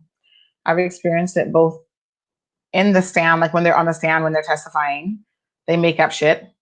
They make up stuff in their report. And I mean, you have to wonder if these judges believe and take everything they say, or do they recognize that sometimes police officers will lie and sometimes they are straight up corrupt,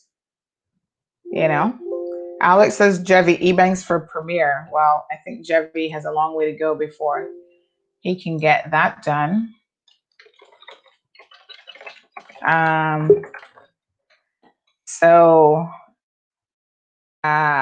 But Jevy's up and coming. If he's interested in politics, he can start doing a lot of work and get there. Sue says, God, I hope not. I'm not sure in relation to which point that was meant to be.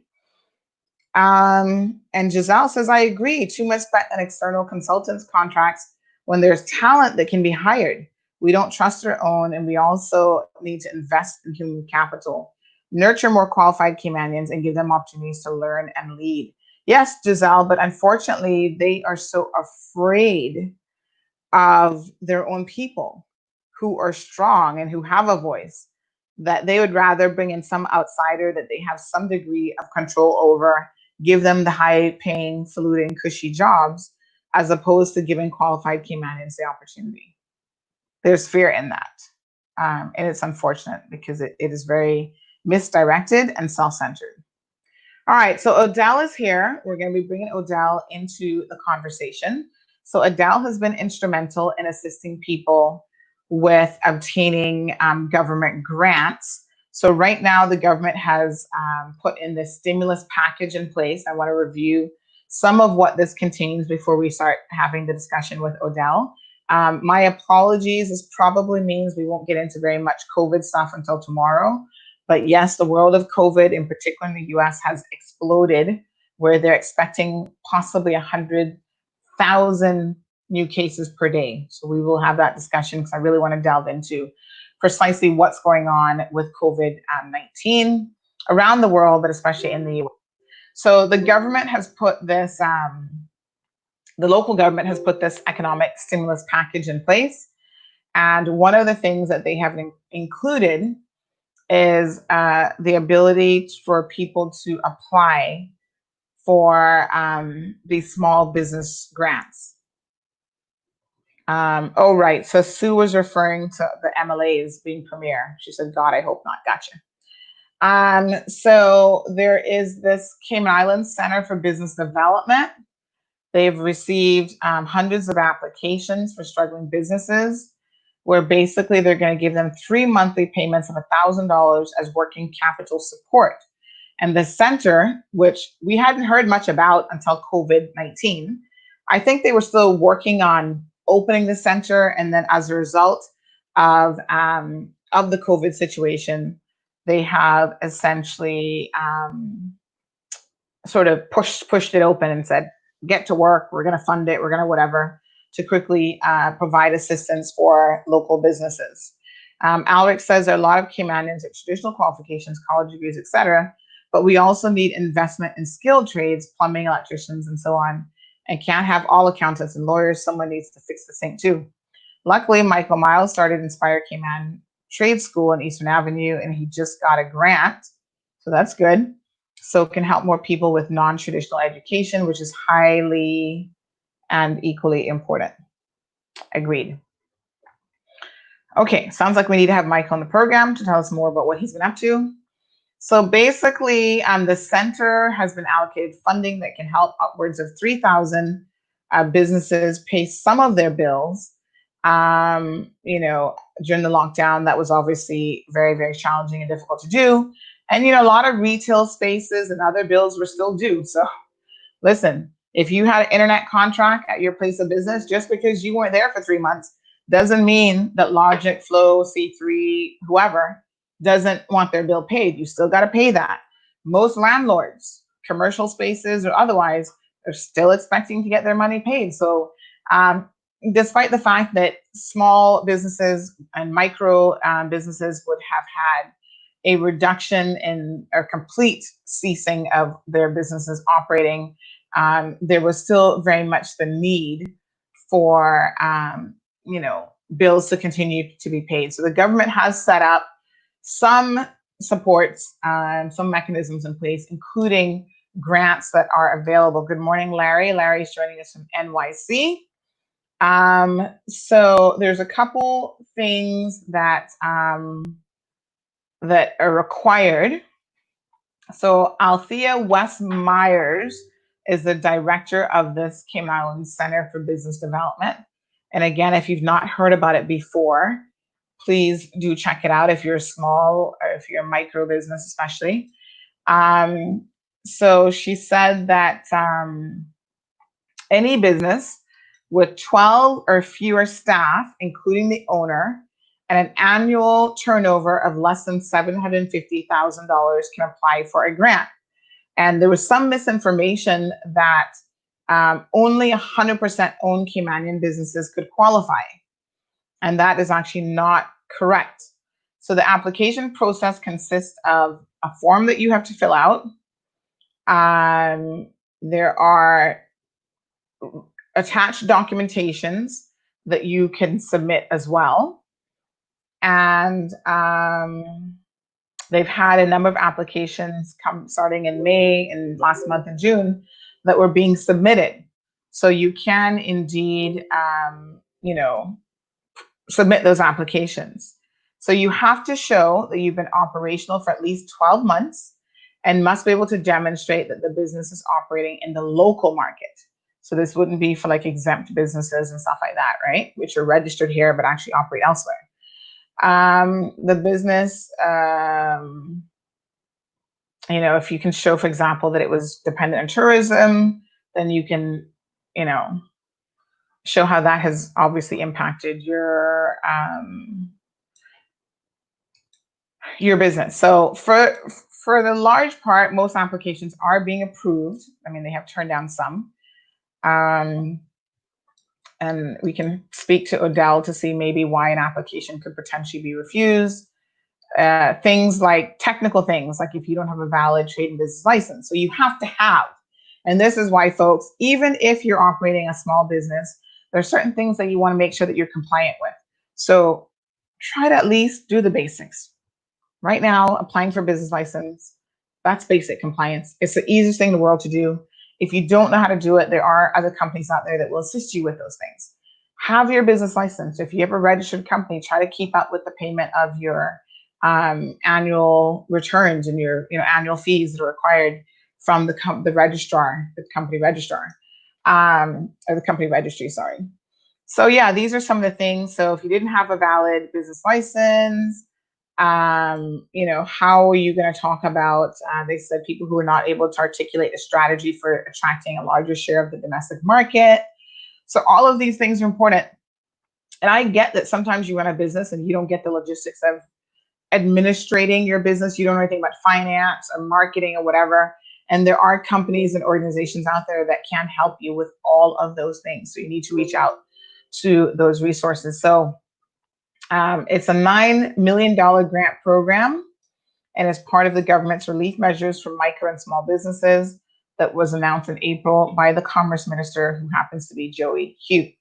So the package includes a $5 million program that will extend loans through the Cayman Islands Development Bank for up to $20,000 for micro businesses of not more than 4 employees.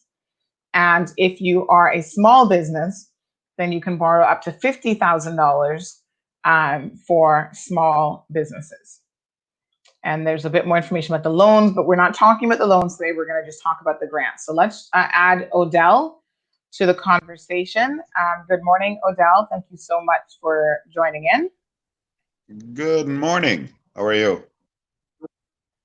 How are you? I'm good, thanks. How are you? I'm doing good. Thank you. Okay. All right. There's a little bit of delay sometimes when people join into the conversation, but we can hear you loud and clear. So Odell, thank you so much for joining us. For the benefit of people who may not know you, Morna says, good morning, my friend Odell Suarez, the man with the brains and the plan. So tell us a little bit about who you are, what your background is, and why ultimately people are going to listen to you when it comes to doing what you do. Oh, well, my background is accounting. And many of you would have known me from, Facebook, some Facebook involvement there. Very passionate about the community, so to speak, in terms of everyone getting their fair share and, being reasonably treated when it comes to things that should be of a community-based and or citizen nature. So I do take pride in assisting people with, when it comes, even in business. So for instance, the government grant program, ideally for small businesses. Originally, when it started, it was only for persons with a trade and business license. And luckily, they had their meeting and they decided that yes, for instance, a taxi driver or a tour operator or water sport operator, being was considered a micro operator. So they were included in the grant. Originally, they were not. So what we saw was, the taxi operators and the tour operators who have been like significantly impacted because of the COVID shutdown. Yes, while other businesses were completely closed for business, but once the reopening start, the taxi and tour operators that were significantly dependent on the tourism sector were drastically impacted. And then they were left with, well, how do they, cope, survive, integrate into the local market? So that's one of the questions that were, that they were faced with. So in applying for the grant, so when they were included, I was somewhat overwhelmed with the application. And initially, a lot of people did not necessarily believe that the government was actually giving this grant that did not require a repayment. So you heard all kind of stories in terms of applying, as in whether or not it was a true grant, whether or not the program was real, and whether or not the funds were really being given. So, but people have been receiving, my clients that I've assisted have been receiving the grant, and so people are believing, they're seeing, because their friends, their fellow taxi driver and fellow bus and tour operators are receiving. So they see the validity in it and realize that they too can obtain it. But so in a nutshell, that's what I've been up to for the past month. So yeah. Okay. So the general consensus then is that there is something in place for anyone who falls into the category of, does it cover both micro and small businesses, or is it designed just for micro businesses? No, it is for micro and small businesses. I mean, $3,000, Sandy, in the grand scheme of things, for businesses that have a rent of $2,000 per month, $1,500 per month, or $3,000 is, like a drip in the bucket, so to speak, with some instances. But it is a help. It is $3,000 that you did not have to find. So. Okay. But it is for small and micro business and micro operators. Right. So micro operators mean that you don't have to have a trade and business license, as long as you were licensed by another government department. So if you have a taxi license, that's considered a micro license. Okay. If you are a commercial fisher person licensed by DOE, you are considered a micro operator. So as long as you're licensed, and if you are a farmer licensed by the agriculture department, you are considered a micro operator or a small business. Not just the trade and business licensing, but any other government department that issue license. Okay, got it. So that's good to know, because as Alric rightfully points out, he says small business do a lot for Cayman. And by small, I'm sure he means micro and small, because they are defined slightly differently in the law. He says, trust me, I see Famous Kitchen give away hundreds of meals during the COVID to help people. Lavagna's Kitchen donated meals to frontline workers. Pansy's Kitchen with Cuban food in West Bay gives me deals frequently to help on West Bay. But when the economy gets good, the government goes back to focusing on giving $1 million concessions to people coming into Cayman for the first time. Red carpet is laid out, and we need the same love for small businesses. That's interesting, Alric, because I saw something that I need to catch up on about some government stamp duty concessions, and I get the feeling that they were not probably stamp duty concessions for the average person, but instead were designed for some of these larger corporations. And, you know, we're always trying to fight to encourage big business, when in fact it's the smaller micro and small businesses that are the ones who contribute to a significant part of the economy. And so on the one hand, it is very contradictory for, I'm going to get a little political here, and I know Odell is not necessarily wanting to get political, but I will say it, and I think most of you, along with Alric, would probably agree with me, is the support is there for these larger organizations, giving them all sorts of concessions, whether it's, you know, stamp duty waiver concessions or, you know, waiving fees or whatever. And it's not, the contradiction is there that you do that, and then almost in the next breath, you turn around and you come after like a micro business like Cayman Mall Road, like Alden did 2 days ago in the Legislative Assembly. And you make statements that are wholly untrue about a micro business that is helping to support a Caymanian family and put mouths, food in the mouths of Caymanians. So it is certainly, I'm just using a personal example, but it is certainly quite interesting how our governments talk about the fact that they are supportive of businesses, and the very duplicitous nature in which they even handle local business owners is amazing. But like I said, that's not for Odell. Odell is here to tell you about his services and what he offers. So Odell, there's this money that's available. Any idea how many people? I had some statistics here dating back to, I think, May. Over 300 people had applied at that point. Do you know in the month of June how many additional persons have applied since then? Like, what are some of the statistics? Sorry, Sandy. I don't know. The volume seemed to have fallen significantly. I can't really hear you. A call was coming in. I'm gonna get a lot of interruption. My phone keeps ringing with people. Yeah, put it on do not disturb when you come on, so that way you don't actually get the calls. They don't listen. Oh, sorry. So no. Put the actual phone. So let me just pull you out so you can do that. Put the actual phone on do not disturb, so that when they call you, it'll shoot them directly to voicemail or whatever. You'll still see the missed call, but you won't have the call actually interrupting the video stream. So that's the way to do it, folks. Trust me, I have to do it all the time when I go live from my phone, because it's like, it's the weirdest thing. The second you get on a phone call, the second you go live, that's when everybody wants to call you. Murphy's Law, right? So let's give Odell a second there. So basically, we know that as of May, there were some 320 applications that have been submitted for these small business grants. Only about, I think, 12 or 13 of those have been denied. So the vast majority are being approved.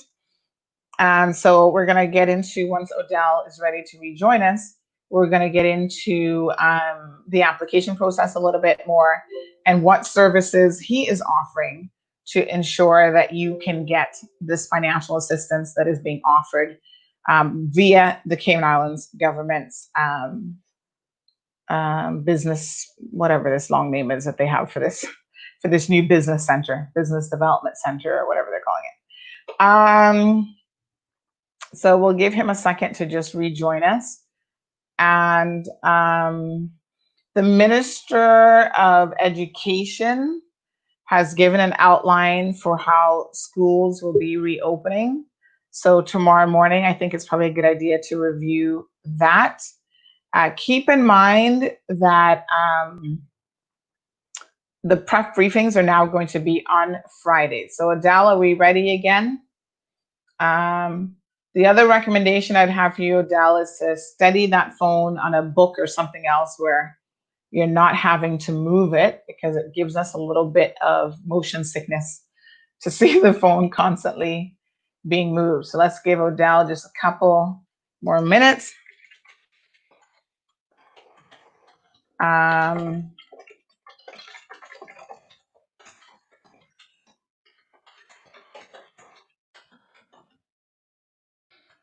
Okay, so thank you so much for your comments. I see some of you are emailing in some information.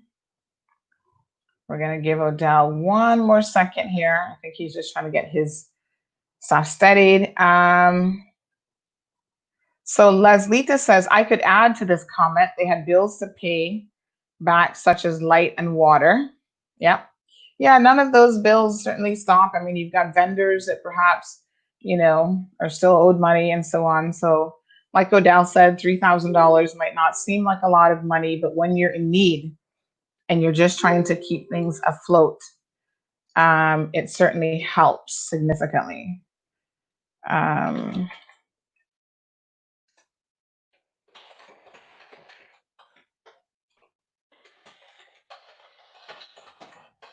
All right, Odell, we ready?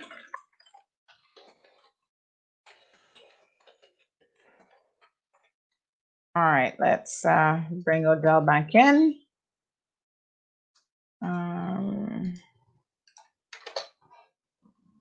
Okay, let's get it done. Hello, there you are. Yeah.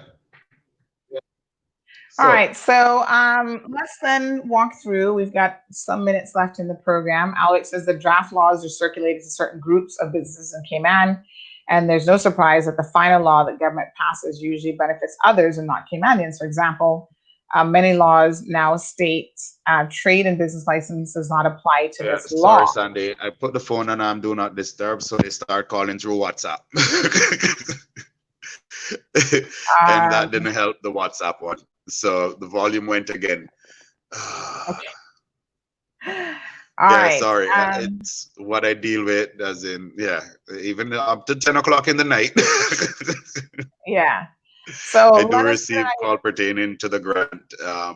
So sometimes people can be a bit relentless. They do not offer the consideration of non-business hour contact time. So, okay. But all right. Well, let's see what we can the get volume to. went.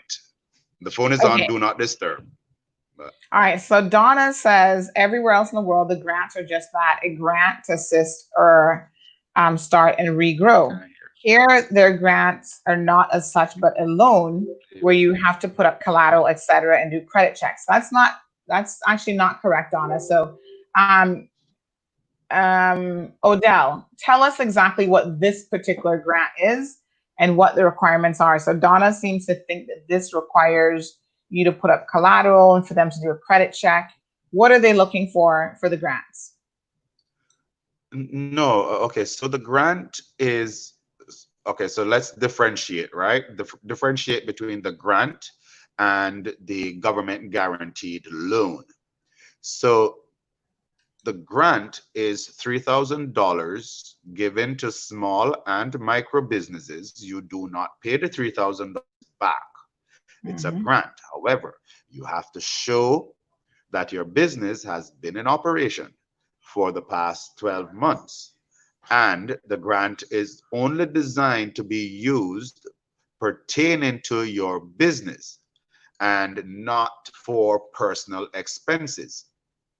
So it doesn't require any collateral. It doesn't require any credit checks. It does not require you providing any financial statements for your business. It simply requires you proving that your business has been in operation for the past 12 months, which can be done through a few methods. Okay, so you can either provide, for instance, supplier invoices that shows that you have purchased in the past and continue to purchase for your business, or you can also, it can also be proven through your bank account if you have a merchant acceptance machine and you see those transactions going through your bank account. And another thing that's important to note, Sandy, is having money in your bank account does not disqualify you from receiving the grant. The grant is specifically designed to assist businesses, and having money does not disqualify you. So you do not need to be destitute in order to receive the grant. Okay. All right, so that's some useful information. So just to clarify, this isn't a government loan. This is actually a grant, and you can qualify for the grant simply by filling out the requisite application and submitting the paperwork and meeting the criteria then in order to be able to get the grant. And I think it's fair to say that there has to be some criteria in place, because then otherwise you'd have a run on money and you could potentially be giving up to people who, you know, aren't even operating a business. So you have to have some sort of checks and balances and stuff like that in place. You'd end up like President Trump giving out $1.4 billion to people who are actually dead. When that money could be used to legitimately help people who are alive and struggling. So we don't want to do that, right? So tell us, Odell, what services do you provide then that would assist someone who is trying to get through this? Because a lot of, whether they're a taxi operator or a micro or small business, they don't always understand the information or what needs to be submitted. So how are you assisting them with that process? Well, how I assist a business owner or a micro operator is, one, I assist them by putting together their full package for them. And in doing so, I also assist them in understanding what they can use the grant for. You know, for instance, being a taxi driver or a tour operator, you can't submit your CUC bill. You know, I was like, you have a CUC meter in your taxi bus. No, so you can't do that. So it's understanding what you can use it for. Now, some people may have difficulty understanding what is a business related expense. For instance, a taxi operator or a tour operator that has their cell phone is their primary means of communication for their business. That can be considered an operating expense for certain business type. For instance, if you're a mobile car wash, if you're a mobile mechanic, if you're a mobile operator, your phone bill, your cell phone, is your primary means of communication. So that is a key piece of operating expense. So that can be included. However, if you operate a retail store that does not do delivery, but simply just operate out of a commercial space and you have a retail store, your personal cell phone bill is not deemed necessarily an operating expense. So it's understanding the business nature and what you can actually use and apply for the grant to be used for. And that's how I assist clients in understanding the nature of their business, one, and what the grant can be used for in their for them to apply for it. Okay. All right. Well, that's obviously very, very useful information, because I think certainly if you're going to go through this process, the end goal is to actually get approved. And in order to get approved, you've got to make sure that you're meeting the criteria that's required. So how complicated is it for people to get you to help them? What is involved? And can you give us a contact number? I don't want people calling you right this second. Give them at least another 5 minutes to wrap up the conversation here. But Odell, you know, what's required for people to reach you and how they can find out more about the grant? Yes, I'm currently operating out of unit number 3 in Dorsey Place. That's behind Subway in Industrial Park for everyone who just know places by landmark. I'm one of them. So it's Subway, Industrial Park in that complex there, and it's unit number 3. Sandy, are you able to put my number up so that they can receive it afterwards? 326 2094. Okay. And please, people, call between the hours of 10 and 6. Between the hours of 10 and 6. Yes. And you're charging people for your services? Yes, my fee is $125 to process your application. And just so that it is clear, Sandy, it's $3,000 per business. Okay? And so if you have multiple businesses, it's 3,000 per business, as long as you can show the true and clear need for that grant. So a lot of people would have business license just, thrown down in their on their desk, so to speak, at home, and these businesses aren't necessarily operating. Those licenses can't qualify for the grant, right? However, if you have multiple businesses that are operating and they are different, then that's one grant per license. If, however, the businesses fall under the same category, say for instance, you have a beauty salon and a barber shop, but you have a license for the beauty salon and you have a license for the barber, but they both operate out of unit 1 in the same complex. That's one application, even though it's 2 different licenses. Because it's the same industry, it's the same unit, and especially if it carries the same name. So even if though you have 2 different licenses, it's one. So that has been a quandary, so to speak, for quite a few people. But it's 2 different licenses. No, they consider it one application because it is carrying the same name, even though and it's of the same industry, and even though the name vary between beauty and barber, but it is under the same roof, so to speak. So they consider it, yeah, and that makes sense. I mean, that seems quite logical. It does. But if you have, for instance, a construction license, a janitorial license, and so those are considered different businesses, right? So it's not limited to the individual, it's per business license. Okay. So Odell has the necessary experience, folks, to assist you with the small or micro government grant process. He has submitted a number of applications on behalf of others already. Obviously, this is the business that he is in, and he's got your background is in finance or accounting, Odell? Accounting. Right. Okay. Yeah. And so, finance in the large scale, yes.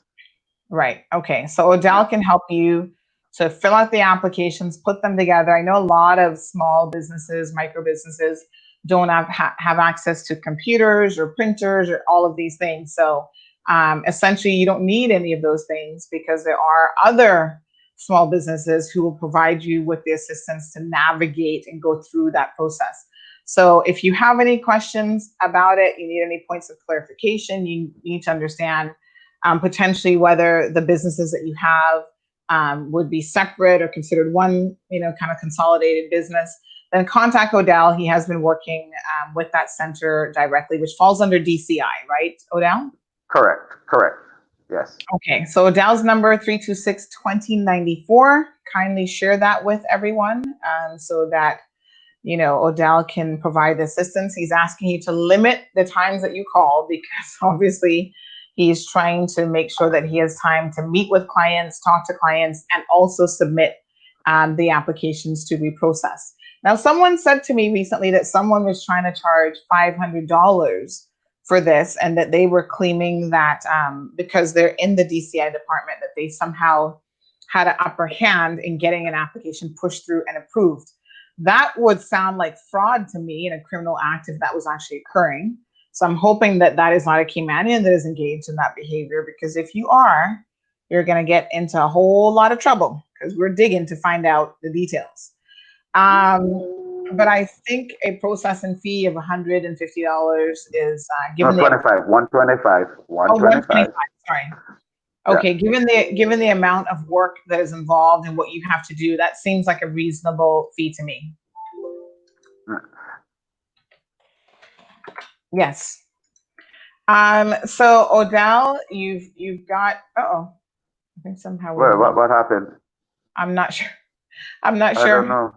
I can hear you, but I only see a little square. I don't know. A call was coming in again, even though the phone was on Do Not Disturb. It's Yeah, your thing is a little square picture there now, but that's okay. I think people get the gist of what services you offer and what is available to them. So, is there a deadline for people to apply for this money, Odell?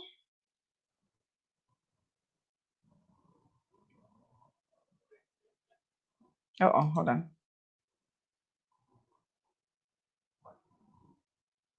Okay, so somehow Odell has muted himself, it says here.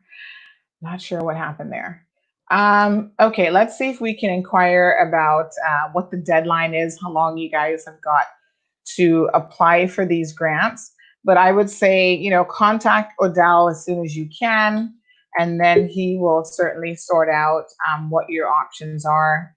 Odell, looks like you're back. So I was just asking if there is a deadline for people to be able to apply for this grant.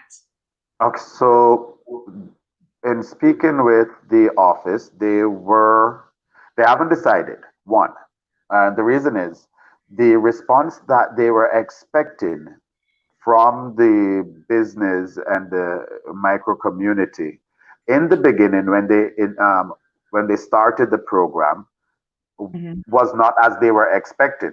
As you can imagine, the information, I guess, was not disseminated wide enough. So they were, so they've decided to like accept application up to, I guess, around the end of July. They haven't made a firm date in terms of when they're going to cease in accepting application, because there is still a lot of money left on the table for businesses to get the grant. So I don't think that they have decided quite yet. If they have not announced it. But I know that they did intend on receiving applications up until like the end of July. Okay. All right. So, folks, you still got a little bit of time to get this. Yes, still have some time, and there is quite a bit of money left on the on the grant table. So, yeah, definitely can take advantage of it. Okay.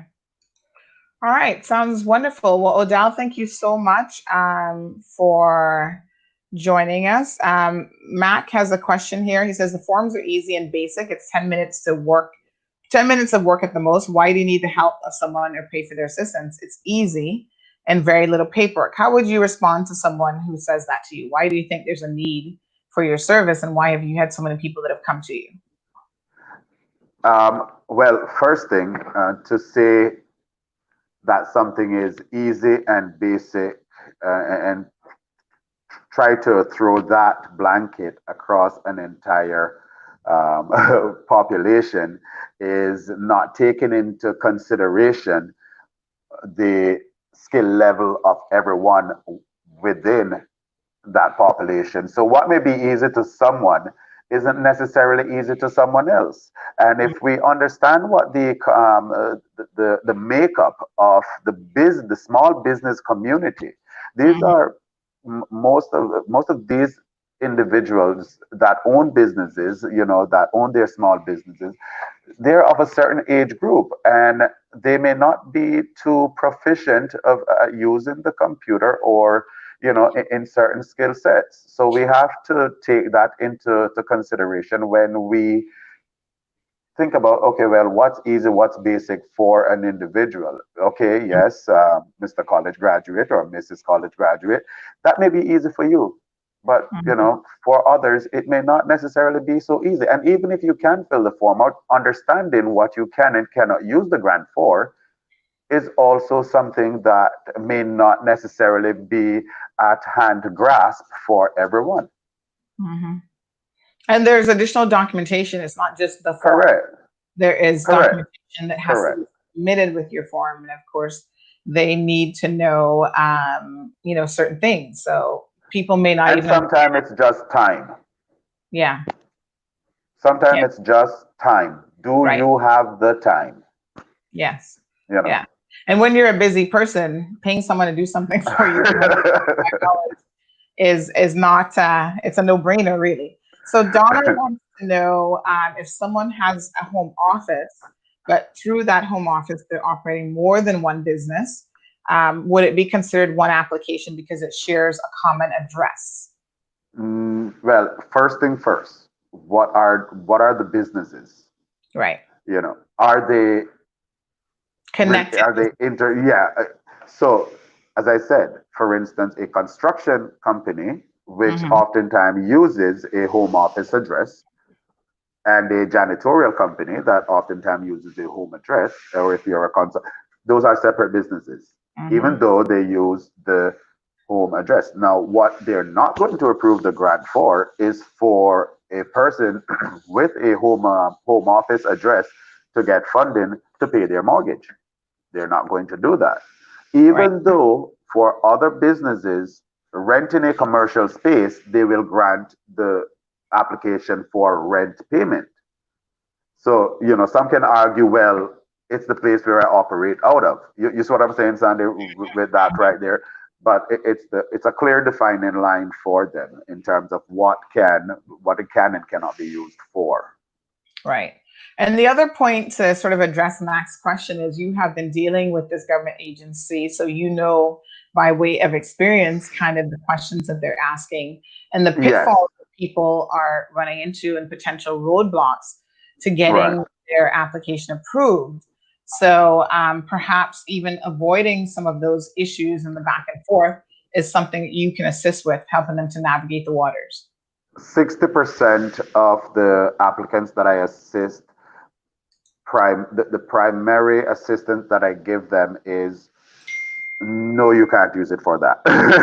And you would be surprised to know what some of their immediate needs are that they would like to have. For instance, if you have a retail store, the grant is not designed to assist you in purchasing inventory. You understand? However, if you were operating a business that were trading in perishable items and the lockdown caused you to lose your entire inventory, that's a special consideration that they will look at, because now you have been cut off at the knees. A retail store that had to close the door during COVID, they go back in, the inventory is still there.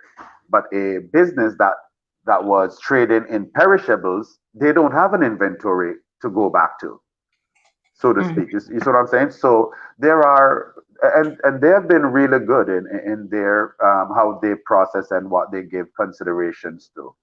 So I'm not going to say, I actually have to give them thumbs up on that. They have been good in that sense, in considering special circumstances. Yeah. Okay. All right. So Donna's thanking you for adding some clarity to that and giving her a direct response. And she says that, sorry, that helps to give her a better understanding of what's going on. So yeah, most welcome. I am in the business of providing people with small business support services, right? So whether it's submitting, work permit applications, business licenses, and so on. And one of the things that I always find so incredibly interesting when people say, well, that's so easy to do, why don't people just do it themselves? I say, number one, people, as Odell rightfully said, may not have the requisite knowledge. So not everyone is operating at the same level. There is the factor of time. And then there are people who simply they know their industries. So, if they're in the shipping business, they know shipping inside and out, right? They may not be experts in marketing. They may not be experts in finance. So they know that within the context of their business, if they want to do it to a certain professional level, there will be things that they have to do by way of, endorsing or acquiring the assistance of other small businesses. And they provide a service that you then pay for, and it keeps the economy afloat. That's a service in and of itself, providing support to other small businesses. And there are a lot of people who need it. And sometimes there are people who need it and don't even understand that they need it. And those are the businesses that you see a lot of times are floundering. They're not being very, very successful because they don't appreciate you can't do it all yourself. You don't have the knowledge or the time or the resources to get it all done yourself. So outsourcing is a wonderful way to be able to give your business this professional sense. And people don't necessarily have to know that you're outsourcing those things, but it can work extremely well to give you the end results that you're looking for. I agree. I really do agree. You know, I will not go under the hood of my car if there's anything wrong with it. That's why there are mechanics. For sure. You know? Exactly. All right, folks. So again, if you want to contact Odell Suarez, the number is 326-2094. And a big shout out and thank you to Odell, who actually donated some Foster's gift cards. I told you guys this last night, that will be going towards helping some needy families. We did give a few out last night just as part of our 3-year anniversary celebration. So this is the face behind that very thoughtful donation. There are a lot of persons who are in need. You know, if I had $1 for every time someone said to me, will you help me with a pension application?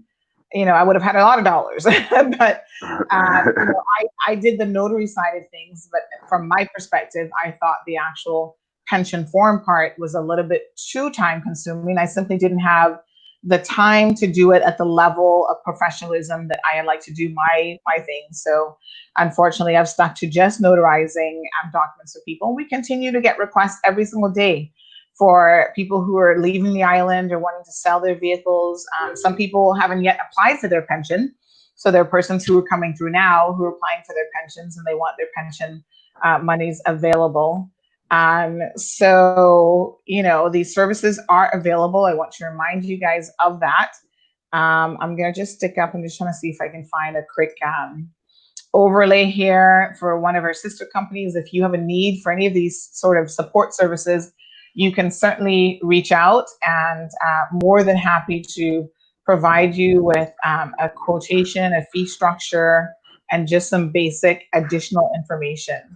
It doesn't hurt to ask for help, you know, when you need it. And I think that's one of the biggest lessons for small business owners.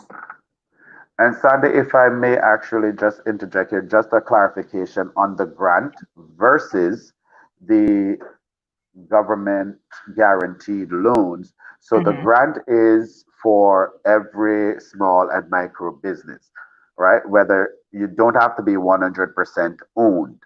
Right? So whether it's 60-40, that's fine, as long as you meet those defining thresholds that define a small business versus the micro business. However, the government guaranteed loan that is then funded through CIDB, the Cayman Island Development Bank, is for 100% Caymanian owned business. That is the differentiating factor there between the grant and the government guaranteed loan. Okay. Right? Now, the guaranteed loan takes you through a certain process with the Cayman Island, the Business Center, right? Center for Business Development. It takes you through a particular program that is designed to enhance the business owner's knowledge and skill set in order to guarantee a more successful outcome after receiving the government guaranteed loan. So that is the one then where you have to do like courses and all this other stuff. Yes, got it. Correct. Okay. Yes, I think people were confusing the two available options, and it's easy to see how that could be done. Yeah. Yes. So to reiterate, you do not pay back the grant. You do not pay it back at all. If you obtain my services, you simply pay my fee and for my service, but you do not pay the grant back. It is an incentive that, a stimulus that the government has put together. There are quite a bit of money still left on the table for businesses that can definitely use it. And we know that pretty much, we all could use that assistance, especially in these times. So if you have a small business or if you're a micro operator, think about it and don't leave it on the table for yourself. Okay. All right, folks. So government is offering you some free money, basically, if you meet some criteria. I would say it would be smart if you're in need of that to put yourself together, do a consultation with Odell, go and sit down with him, tell him a little bit more about your business, and he can certainly answer specific questions that you may have about the process. So again, thank you, Odell, for joining us this morning. His contact is 326-2094. We'll shoot that up on our social media pages as well. So Odell, have a wonderful day, and I'm sure you're going to be quite busy. I look forward to it.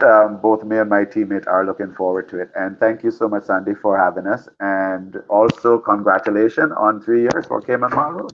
Have a great day. You. Awesome. Thank you so much. So yes, folks, we're now into 3 years here at Cayman Mall Road, and we are moving forward at full steam. So just a few sort of messages to wrap that up. Morna is saying that Odell knows where she lives.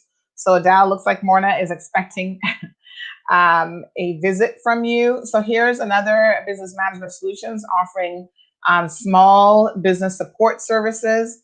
So everything from your business licenses, immigration management, email and phone attendance management, bookkeeping, accounting, digital and marketing. If you need an overseas, calling or fax access, training workshops, company and corporations, notary services, customer relations management, and customer service training, because I know a lot of you guys do need that.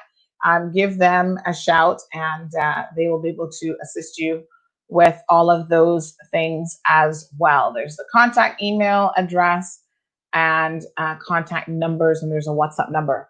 So folks, get on it. Do not allow your small businesses to be a failure because you are simply not doing the things that you need to do. Corsita says she's going to definitely give Odell a call to see how she can get some assistance from him and finding out more about the available government grants. And no, you do not absolutely have to have Odell's assistance with this. You could muck her through it and probably get it done on your own.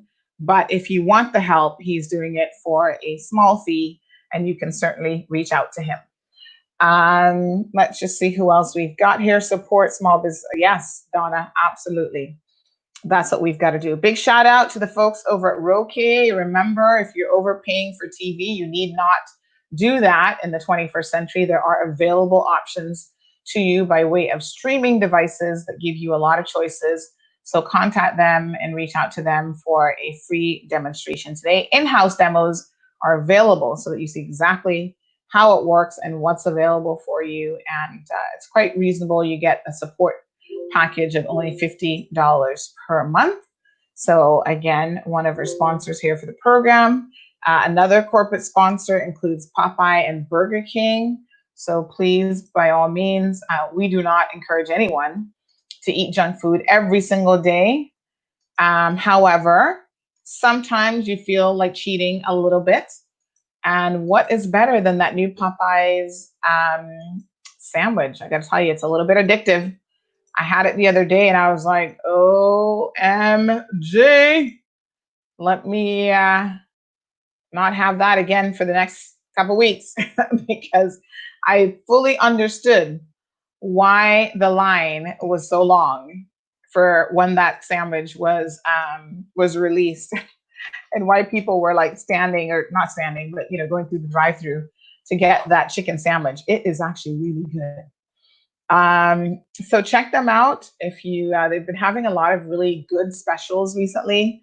So you've got 10 little drum things for like $10. Yep. And of course they had a 4 for $10 special, I think, at Burger King.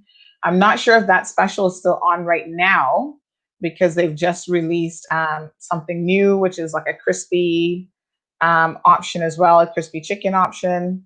So this is spicy crispy chicken sandwich. Looks like it's very hot.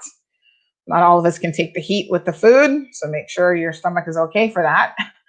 And of course, a big shout out to Miracle Brokers, who are fully reopened now, folks, and ready to assist you with all of your shipping needs. I've actually got to bring in some stuff myself into the Cayman Islands, so I will be reaching out to Miracle Brokers in due course and their sister company to get my goods here.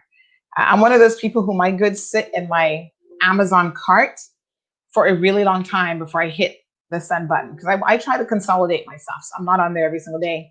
I try to think, okay, what else do I need? Plan ahead, add stuff to my cart, and they're going to help me get it here quickly and efficiently and with little to no frustrations. Because you guys know during COVID, I was dealing with another company to get some goods here that I had shipped before the lockdown. It was very, very frustrating, that process. And what was worse was, we all got the frustrations of COVID. Like, that wasn't even what was going on in terms of why I was frustrated. It was really the lack of decent customer service, the simple things.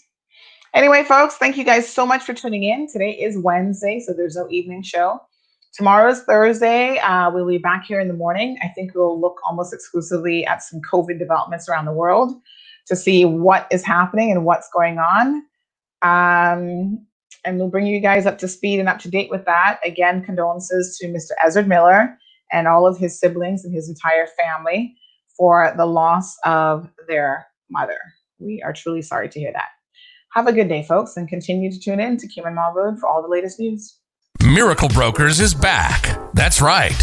We're fully reopened and back to work. Our agents are here to serve you with all of your packing and shipping needs. Need to move? Don't worry. Give us a call today. Collect a package, shipping around the world, or straight to Cayman? You got it. Give us a call on 949-5989. Collection by personalized appointment only, where our dedicated agents are on standby to personally assist you. Don't forget to wear your mask, maintain social distancing, and one person per appointment. Check us out at miraclebrokers.com today. Thank you for tuning in to another edition of The Cold Hard Truth. Make sure to check Facebook for showtimes and more information and the latest news at CaymanMarlRoad.com. Subscribe to our IG and Facebook pages to get the latest happenings.